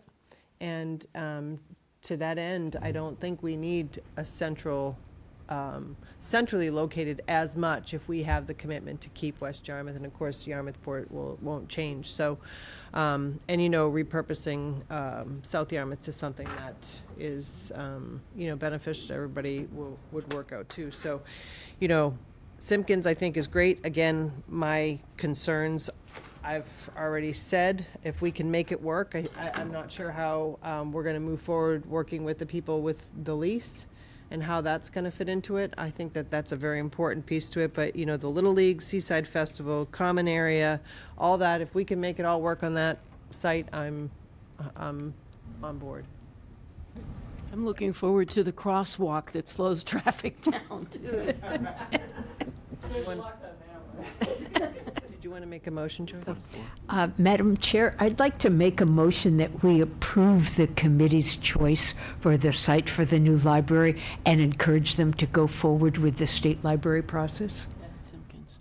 Okay, do we want to add our feelings and thoughts on the area additionally, keeping the other things as part of it, looking at it and commenting on West Yarmouth as part of it at all, or? I don't think that's necessary. I think we've all spoken loudly and clearly. They've all got a pretty good sense of what, and I think, quite frankly, they share.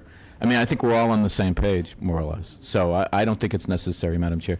Bill, did you want to suggest something? Just a lot of the recommendations go to some of your points, with the exception of the Seaside Festival. The common is mentioned in there to collaborate. So I think if in your motion you speak to the recommendations, you'll pick up that. If you want to add incorporation of festivals, then you're pretty much on the same page. So It's you up can to the see board. If you don't that. think it's necessary, we have spoken. I think everybody knows. I just sometimes, in retrospect, a year from now, we're not here. I want to make sure that people understand our intent. That's. I think we also. Liz and I will be here. We just got reelected. So I'll second your motion, Joyce. And again, let's make it clear that we're accepting this committee's recommendations as outlined in the briefing presented to us tonight. Is that in Is keeping that with helpful? the- Yes. Okay. The grant. There you go. I'll second that. Okay, any other discussion? Just I want to make sure this is the language that the grant requires. In what way? This is your town, your select board approval that you go forward. I don't know what the grant requirements are for the select board approval. Okay. Well, what they will review in January next year is both a design and the site so Collection. that we've So there's selected. nothing required of us, okay. Correct. No, Just you'll be we're safe. This is a good vote. Very happy to. Yeah, we're safe. Good, ready? All those in favor? Aye. Any opposed? Passes unanimously. Thank you very much. Congratulations. Okay, seeing as I tried to skip over that the last time. Thanks, Bob. Thank you, ladies. Thank you.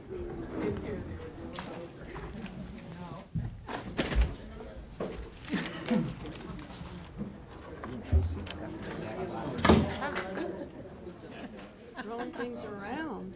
Okay, Chief and Amanda, yes. Come on down. Great to see you. That was quite a meeting. Thank you so much for speaking. Thank you for speaking. That was wonderful.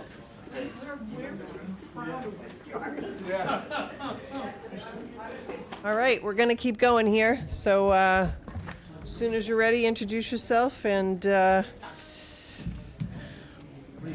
Thanks. Her signature's just needed. Oh, we're trying.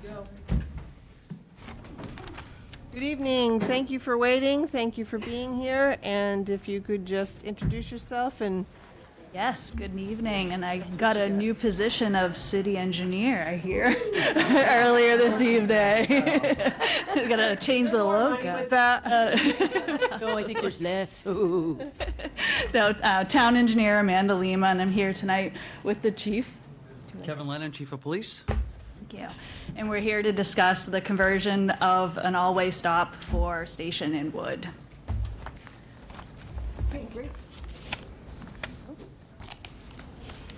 So just to bring up some recent background of, where we've gone over the last couple of years, we got a request in 2022 for a potential stoplight. In those inquiries that the sign committee receives, we'll utilize the Cape Cod Commission to gather data for us. So they did conclude a traffic signal warrant, and at that time, it did not meet that warrant. We then rolled right into the corridor study for Station Ave, which originally didn't include Wood Road. But with the public feedback and really wanting to bring that intersection to be more safe, they had made a short-term recommendation in which they presented to the board this past January, and that would be to convert the intersection to an all-way stop. As a short-term measure, the police department had reached out, and we did add little signs to the stop signs, noting that the Station Ave traffic does not stop. And with the increase with the construction activity, the intersection has seen more traffic. At the same time, Mass DOT has been doing a lot of these material grant program opportunities, which we've been participating in as they come up.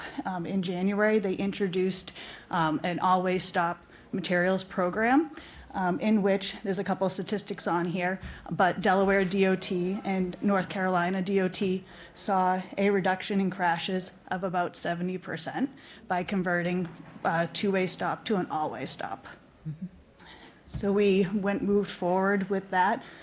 They had consulted with GPI, in which that report is attached to this presentation, and they completed that in May with some feedback. We asked them to expedite the report.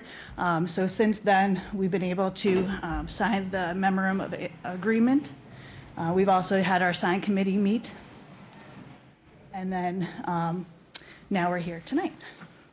Typically, when we do get these requests, they do need to meet the federal manual uniform traffic control devices, section 2B.12. In regards to meeting one of the warrants, if it does meet that warrant, the sign committee would make the recommendation. And usually it's a consent agenda item, but given the fact with the participation with Mass DOT and then providing the materials, we just wanted to come here tonight to kind of go over what the intersection will look like.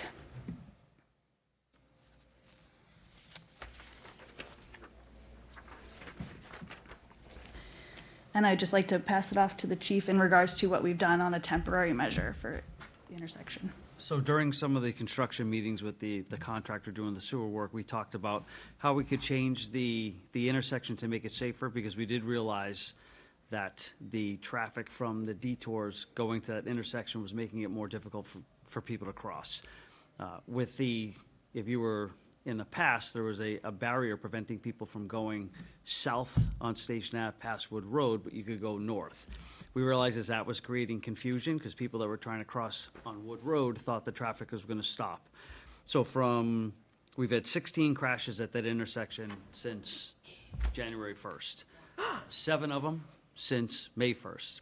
So we attributed that to some of the confusion by the drivers. I looked at all the accident reports, looked at the narratives that the officers wrote, and they were all operator inattention, not paying attention to the other traffic. So what we decided to do at the meeting was if construction is going to be in that area, we'll make it a T. We will block off the ability to go south on Station Ave or north on Station Ave at all. Construction is now south of that, so we decided to turn it into a temporary 4-way stop. We can do that because the construction is affecting that area. So we worked with the contractor to bring in the large signboards that you see, the new red light that's there, and then we worked to have them put up temporary stop signs. So Can the I police just ask- department has Excuse me, assigned. Chief, are we off the air now? No. Okay. That's an interesting question now. knock on his Yeah, you might want to check that out and find out what's going on. Because that's what they're watching on TV right now. You can keep going. Okay. So the police department has assigned officers to that intersection 153 times since May 1st. We do what's called a traffic enforcement future call, so officers go down there for a certain amount of time. They watch the intersection to see if there's any violations. We've made 60 motor vehicle stops since May 1st with violations specifically to the Wood Road Station Ave, and a lot of it is people just rolling through the stop sign or people speeding. Trying to bring attention to the public that we are going to be changing the traffic pattern. They need to slow down in that area, and we've seen some success. There's not been a traffic accident at that intersection since June 16th, rather. Madam Chair, I got a question specifically about the accident data. Is that okay? Chief, are most of the people involved in the accidents from off Cape? I can't answer that. I didn't dive that deep into We it. didn't dive into that? No, because I'm asking the question because we just seem to be having an epidemic of bad driving. All right? I mean, I've witnessed it myself. It's amazing. I did not dive into that, but, so what we've done to today is we have traffic barrels in the road alerting people to the new traffic pattern, so they will slow down as they're approaching the intersection.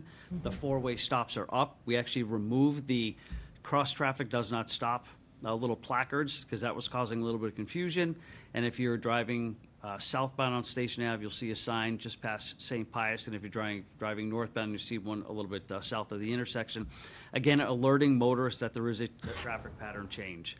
The officers that have been there, we asked them to be there about 15 to 20 minutes at a time, and they have seen, since this has gone into effect, that people are recognizing there's a pattern and they're actually stopping.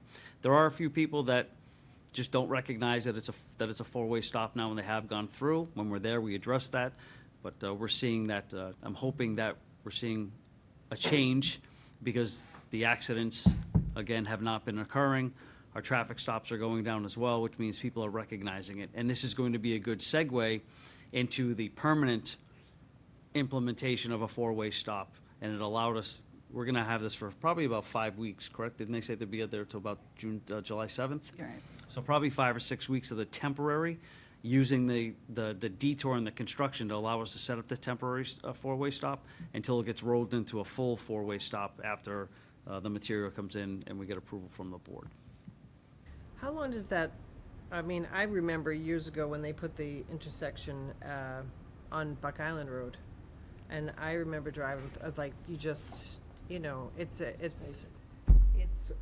something that I imagine takes time. What is that time? Do you know that to change for people to be aware and really be conscientious? I of know it? for the proposed site for the permanent, they recommend 6 months. So 6 months of having message boards, 6 months of having flags, 6 months and then it has like new intersection signs ahead. So that was the recommendation. Wow. That makes sense. I mean, it is a change. I fully support it. I think I'm very appreciative of what you all did to act so quick. I know it was already in the works, but just the sheer number in recent months has been alarming and, you know, dangerous. We lost somebody. Well,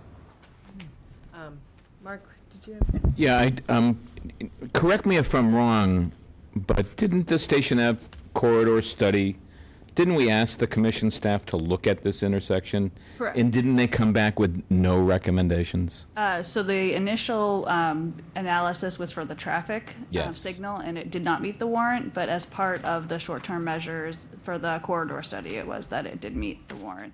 And then as their corridor study. So they're recommending and supporting what we're doing? Correct, yeah. And then now, since then, DOT hired an engineer, and they wrote a comprehensive report that also is included. Okay, that's good. No, I fully support this. I think it makes all the sense in the world, and I'm glad we're doing it. So thank you. Dorcas? I just think have a it's couple great, more and slides, I- sorry. I just wanted to show what the proposed final, if I can, there we go, wake it up. So this is the proposed permanent intersection improvements. So again, Mass DOT is providing the materials. If we get approval tonight for this conversion, they'll be able to put in that fabrication. What you'll see on here, there will be 2 stop signs, northbound and southbound on Station Ave. They will be the LED blinking signs that will be blinking continuously. They are solar powered. You'll see that on either side of the intersection. Also the stop ahead, which we've already installed some of the signage, but it will be compliant signage that will get replaced. There's also one that says new traffic pattern, but that's just part of the package. And again, they'll have the orange flags. We've got the message boards.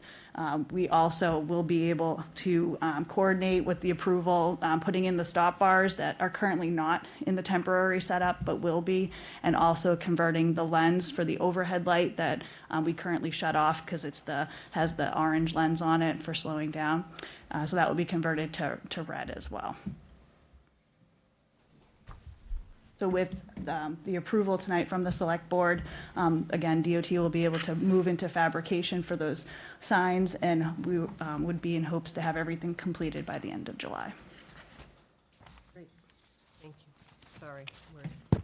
Going back to what I was saying. No, I'm just really glad to see that, attention's being paid to it. Kevin, it's amazing, this story of what you're saying for the accidents, and already just that slight change from this points out how important it is. It's just going to be trying to remember, geez, I'm going down Station Avenue, let me stop. I'm very happy and very supportive. Thank you. It seems like a good idea, given how crazy the traffic is. It'll get everybody slowing all the way. I was delighted to see that there are those little yellow signs warning you, you'll be coming to a stop sign. I mean, that's idiot-proofing it. That sounds great. The stop bar, is that the pavement stripes? Correct. Okay, so we are putting those in. Correct. Just on Station? Correct, yeah, they're already on wood currently. Oh, right, because they wouldn't exist. So there's no marking. So I think I was reading that there's the option of marking that's before you get to that stop bar, I guess is the terminology. Yeah, one of the recommendations in the report is that you could do stop ahead on the pavement markings. Yeah. And that could Use the sign instead, right? you can also add that in. I kind of liked that idea for Station Avenue, maybe not coming from 28, but coming from the school district to have that stop ahead warning. It wouldn't be very expensive, I don't think. It's painting. Right, yeah, it can. I don't know. I like that idea because, as you're all pointing out, this is going to be a tough one to change old habits to stop at that point, especially because you get up a little head of speed there going past the church. Okay, I like the plan that you've outlined here. I'm very supportive of it, and I'm looking for a motion, please, from somebody in the committee to approve the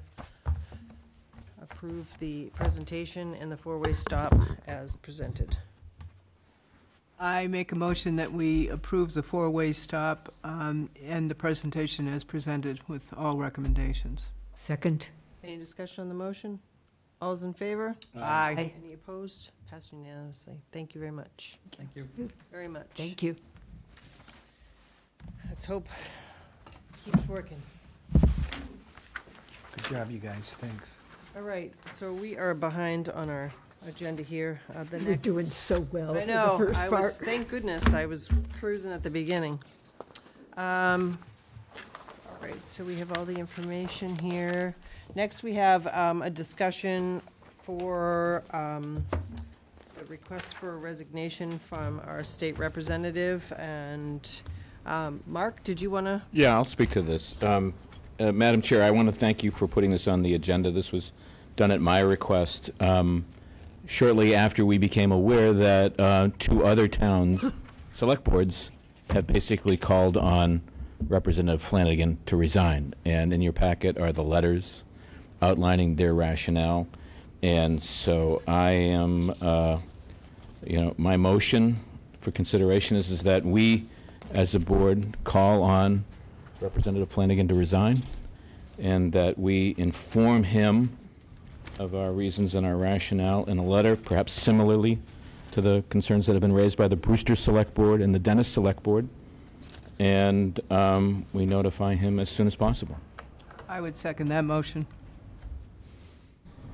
Okay, do you want to Discuss talk it? about the, well, I mean, we have a motion, a second, I just didn't, I don't know if that, I think it's pretty vague in terms of what you want the context of the letter to be. I'm very comfortable drawing upon the language that both select boards have utilized, and if you would like to charge me as the one drafting the letter for the board to review, and then we can act on it at our next meeting, that's fine. Or we can just authorize, it to go out utilizing the language in one of the letters. I'm very flexible. I just think at this point, since the other boards have weighed in. The issue that I have with that, I don't have a problem with it.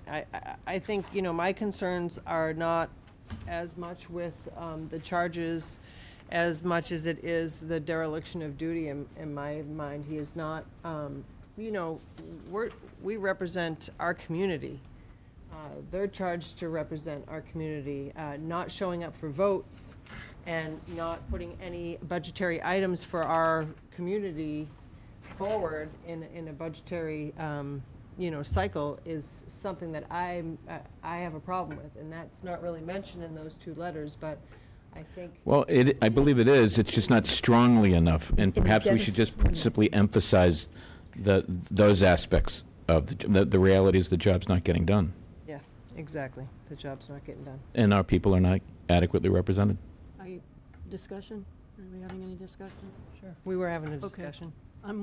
I'll weigh in too. I tried to call him today and got no answer, and his mailbox is full. And for me, that was plenty. That's not how you behave as the representative. So I support the letter. I do want us to write our own letter. I thought that there were parts of the Dennis letter which were good, parts of the Brewster letter that were good. I think, and I don't recall seeing it, but in the Dennis letter, I was told it said there would be 10-day, I think there is, please respond by 10 days. I would like us to include that too. I don't think we'll get a response, but I think it's kind of courtesy. No, my only comment to that is, one of the things in the charges against him was that he stayed employed. You can stay employed, but you don't need to be employed on the tax dollars if you're not doing your job. So find employment elsewhere if you're not willing to go to the State House and make votes on behalf of your constituents. I mean, certainly, we have a job to do that we're elected to do. If we just don't show up after so many meetings, there's a way by which people can remove you from office. And I don't disagree with anything that's being said. I'm happy to write the letter and draft it I think all however these the board. points should be put in the letter. So, did you have anything to add? Just that it's a sad episode, and I mean, it has done more harm to Yarmouth, where 2 candidates ran against him when he was gaming the system and using money wrongly. I just think he has to resign. I mean, I know the legal system will, pursue one area, but I think when he's not representing us at the State House in crucial budget discussions, that's enough for me. I agree. Okay, so we will charge Bob to write the letter. We will send it out and, We get to see it first? yeah, we'll send it out. And if you guys can put in your motion, they authorize me to sign that. I'll sign. But we get to see it before you sign it, correct? Yes, he's going to send it out for review, Very and good. then we will sign it. Thank Yeah, you. we do this letter thing. You'll see. But there'll be no discussion in any emails about it. You can email Individually. myself or Bob only. So make your comments, and then we'll send out a final version. I think it would be better to have everyone's signature on the letter. I We agree. can do that, so we Right. have to bring it back at our next meeting? Or the letter can be circulated, or we can come in to sign it once it's been done. Yeah. Okay? I'm happy to come in as soon as the ink is dry. But we'll still get a draft out to everybody, and then. Administrator will draft comments- something make that your we can comments review. back, And then, Right. We'll send comments back to him, and then once it's done, did we vote on that? not yet. All those in favor? Aye. Aye. Any opposed? Okay. All right, is that enough direction for you, Bob, to? Yeah, absolutely. All right, good. These notes here. Notes. All right, board and committee actions. Okay. I move that the board accept and give thanks to Jay Frappry. He is resigning from the Zoning Board of Appeals and from the Golf Enterprise Committee. I second that. Oh, of course, yeah. Is there discussion? All in favor? Aye. I'm sorry, I forgot I was looking to Tracy as chairman. You're the chair. Okay, then we have new appointments proposed. I nominate John Greco as a member, to serve as a member of the Library Building Committee, and that will be for the duration of the project. And I second that. Is there discussion? All in favor? Aye. Okay, I nominate Courtney Butler to serve as the town representative, or one of the town representatives to the Mid-Cape Cultural Council. Committee, sorry. Have to change that for the minutes also. That's for a 3-year term that will run through 2028. Second? Is there discussion on that? Any discussion? That is the, are we again, is this an appointment or is this a recommendation? It's a motion to do an appointment. Okay, any further discussion? Okay, all those in favor? Aye. Opposed? Abstentions? Okay. Then we have reappointments. I propose the nomination of Edwin Hoops as a reappointment for a full 3-year term to the Conservation Commission. I second. Any discussion? All in favor? Aye. Okay. I also propose Ellie Tierney as a 3-year reappointment. She's been serving in a temporary capacity to the Conservation Commission. Second. Through June 2028, both of them. Oh, sorry, what? Through June 2028. Through June 2028, right. Second. Both of those are through June 2028. Second. Any discussion? Okay, all in favor? Aye. Okay, and then this is one of those committee member to serve on another committee as the first committee's representative. I move that we appoint as Conservation Commission representative to the Community Preservation Committee, Paul Huggins. I second. And that's a 3-year term? A representative is usually on an annual basis, isn't it? Okay. That one- that- Through 2028. Yeah, they've been 3 years. I think of that as annual also. Well, only my years serving on the planning board, we realigned our committee appointments on an annual basis, so that's why I'm just asking the question. I think a year is appropriate. So that's your motion? You're amending your That's your motion to motion? 1 year? Yes. That's your second? Second. Thanks, Mark. Any discussion? All in favor? Aye. Aye. And that ends the committee appointments portion of the evening. Great. Madam Chair, I move that we approve the minutes for the April 23rd, 2024 Board of Selectmen meeting, and I believe that has to be done by necessity. Yep. I'll second that. Any discussion? All those in favor? Aye. Any opposed? That passes. And Madam Chair, I also move to approve the minutes for the May 7th, 2024 Select Board meeting, again, by necessity. Second. Any discussion? All those in favor? Aye. Any opposed? Okay, the minutes are approved. Individual items. Mark, Wait, do you have- agenda review. I'm gonna do individual items Switching next. them? I'm going to pass on the individual items, given the time. All right, I- Dorcas? Yes. All set.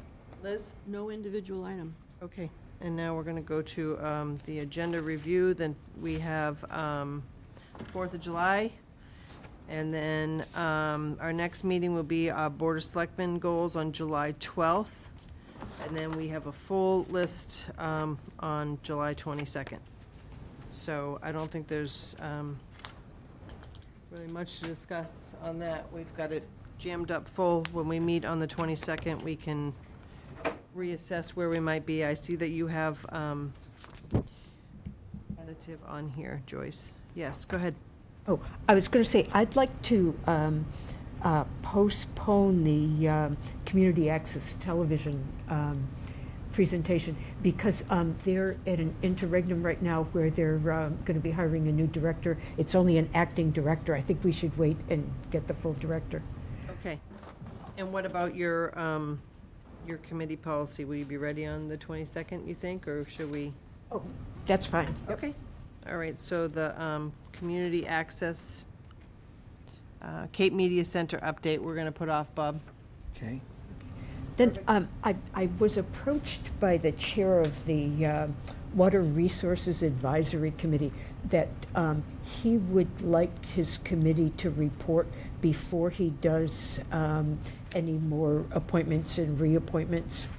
So I passed that on to you as a request. Yeah, we're working on him for the RAC is coming in for the 22nd. We wanted to put him together with the wastewater project update, and he's on board. He's in communications with me.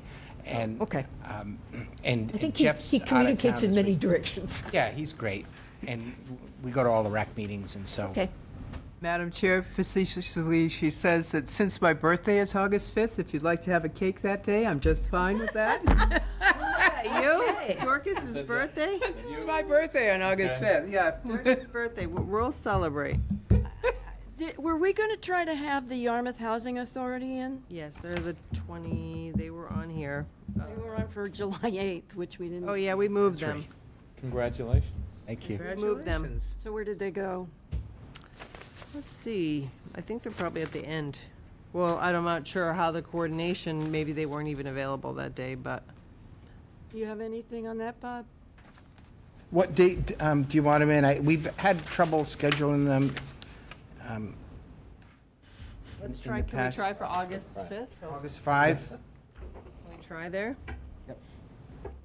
Housing Authority was tentative. We had him on for July 22. That's what's listed on Yeah, here. it's on here tentatively, but if we can't, then maybe we can move them. Okay. They're on July 22nd, Liz. On the second page. Okay. But we're, okay. The So second should one I put down. them- Should I do July 22nd, or should I do? They're on for July 22nd tentatively. If they can't, we're gonna try to do August 8th. All right. And also July 22 is the town meeting calendar. It's not August 5. All right, consent agenda. I had one question on the consent agenda. Let's see. Is it the Oh, well, appropriation? yeah, no, I talked to Bob about it. I think we're okay. Does anybody have a motion on the consent agenda? Madam Chair, I move that we approve the consent agenda. I second that. Any discussion? All those in favor? Aye. Any opposed? Okay, Bob, take it away. Okay, and to try to make it easier for the board, I handed out a draft town meeting calendar, and the game plan is to put this on the agenda for approval on July 22, and it's what it basically says right on the first line. Approve the calendar. But I wanted to just give it to you in advance, so if there's any problems, that we don't come in with a bad date and have to, because we won't have a lot of time after July 22 to get this rolling. So if there's any problems with, we're saying November 17 looks like a good date, and I've been working with, the planning board and the town clerk and the moderator, and everyone seems to like that date if the select board likes it. So this will be on your agenda. And so that's a future one. Short affordable housing update, working with the Affordable Housing Trust, and Mark is a key participant in this as well. We had a recent meeting that I just took a vote on a project that we had been working on that I think we all feel will be very successful for the community. We've been working, and we reported to the board earlier that we're trying to look towards smaller residential developments with a commercial component to fit under the town's existing zoning that supports mixed-use development, supports village-style development, supports the architectural integrity, historically themed, in the Route 28 corridor to set a tone for long-lasting, high-quality development that keeps the commercial in. And as you know, we've had a program that we've been having RFPs looking for developers to meet all of our needs, and we've offered support in terms of helping to plan that, helping to design that, and helping to have subsidies to make it happen to the level of quality that we hope to see. And we took a vote this past week to issue a contract pursuant to an RFP we did to Bay Ridge Realty, and they are going to be developing a number of residential units. I think it's 11 or so units, 4 of which are going to be affordable units, along with 2 commercial spaces. And the architectural renderings of this, we've gone through several iterations, and I would say it's absolutely beautiful. And it's the type of development that is also consistent with all of the work that we've been doing together with the planning board, our economic development specialist, laying out a pattern for village-style, mixed-use type development in our central corridor that will hopefully spur additional private investment, just like the infrastructure that we're putting in. So I wanted to make people aware of that, and I have all of the renderings and things that we can share as well. But What was the name of the development company? it is the Bay Ridge Realty LLC, and it was a competitive process that we went through, and they ranked extremely high. And so the Housing Trust, I thought, did a great job with that. And also I would acknowledge Mary Wagon, our housing administrator. Great job putting that together. And it's just great to see. And this is the kind of talk that's going on throughout all these boards. We've really been trying to focus on, using this comprehensive planning process to bring everything together and not have all of these individual agencies and boards just doing their own thing, but having it geared towards the type of development that we had outlined in the zoning, in the plan that we'd like to see. So I thought that was very interesting. Another item I just wanted to make you aware of, I'll pass this around. Diane Kane, our Elder Services Coordinator, gets huge kudos this month that we've been designated a dementia-friendly Massachusetts community. great. And we're already an age-friendly community, and it's difficult to get these designations because it incorporates a whole series of activities and sensitivities that our community has to have. So the whole age-friendly council and the senior services, I thought that was a great job. And I wanted to just mention, geez, we tried everything we could do to, keep Bill down here. This looks like it may be his last meeting with the select board. What a tremendous job. Stop smiling, Bill. Bill's done for us. And Yeah.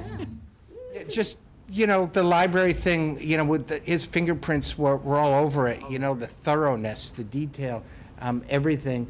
And so we're going to miss Bill tremendously, and just, my personal thanks. Thank you, Bill. Thank you.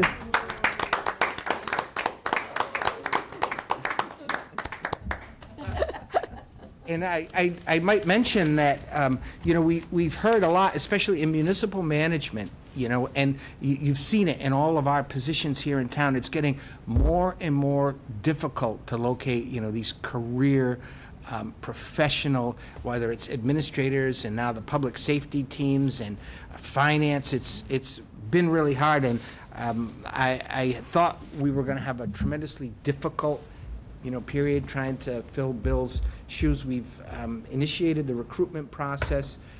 We have a very highly competitive field of approximately 45 candidates. Wow, which really?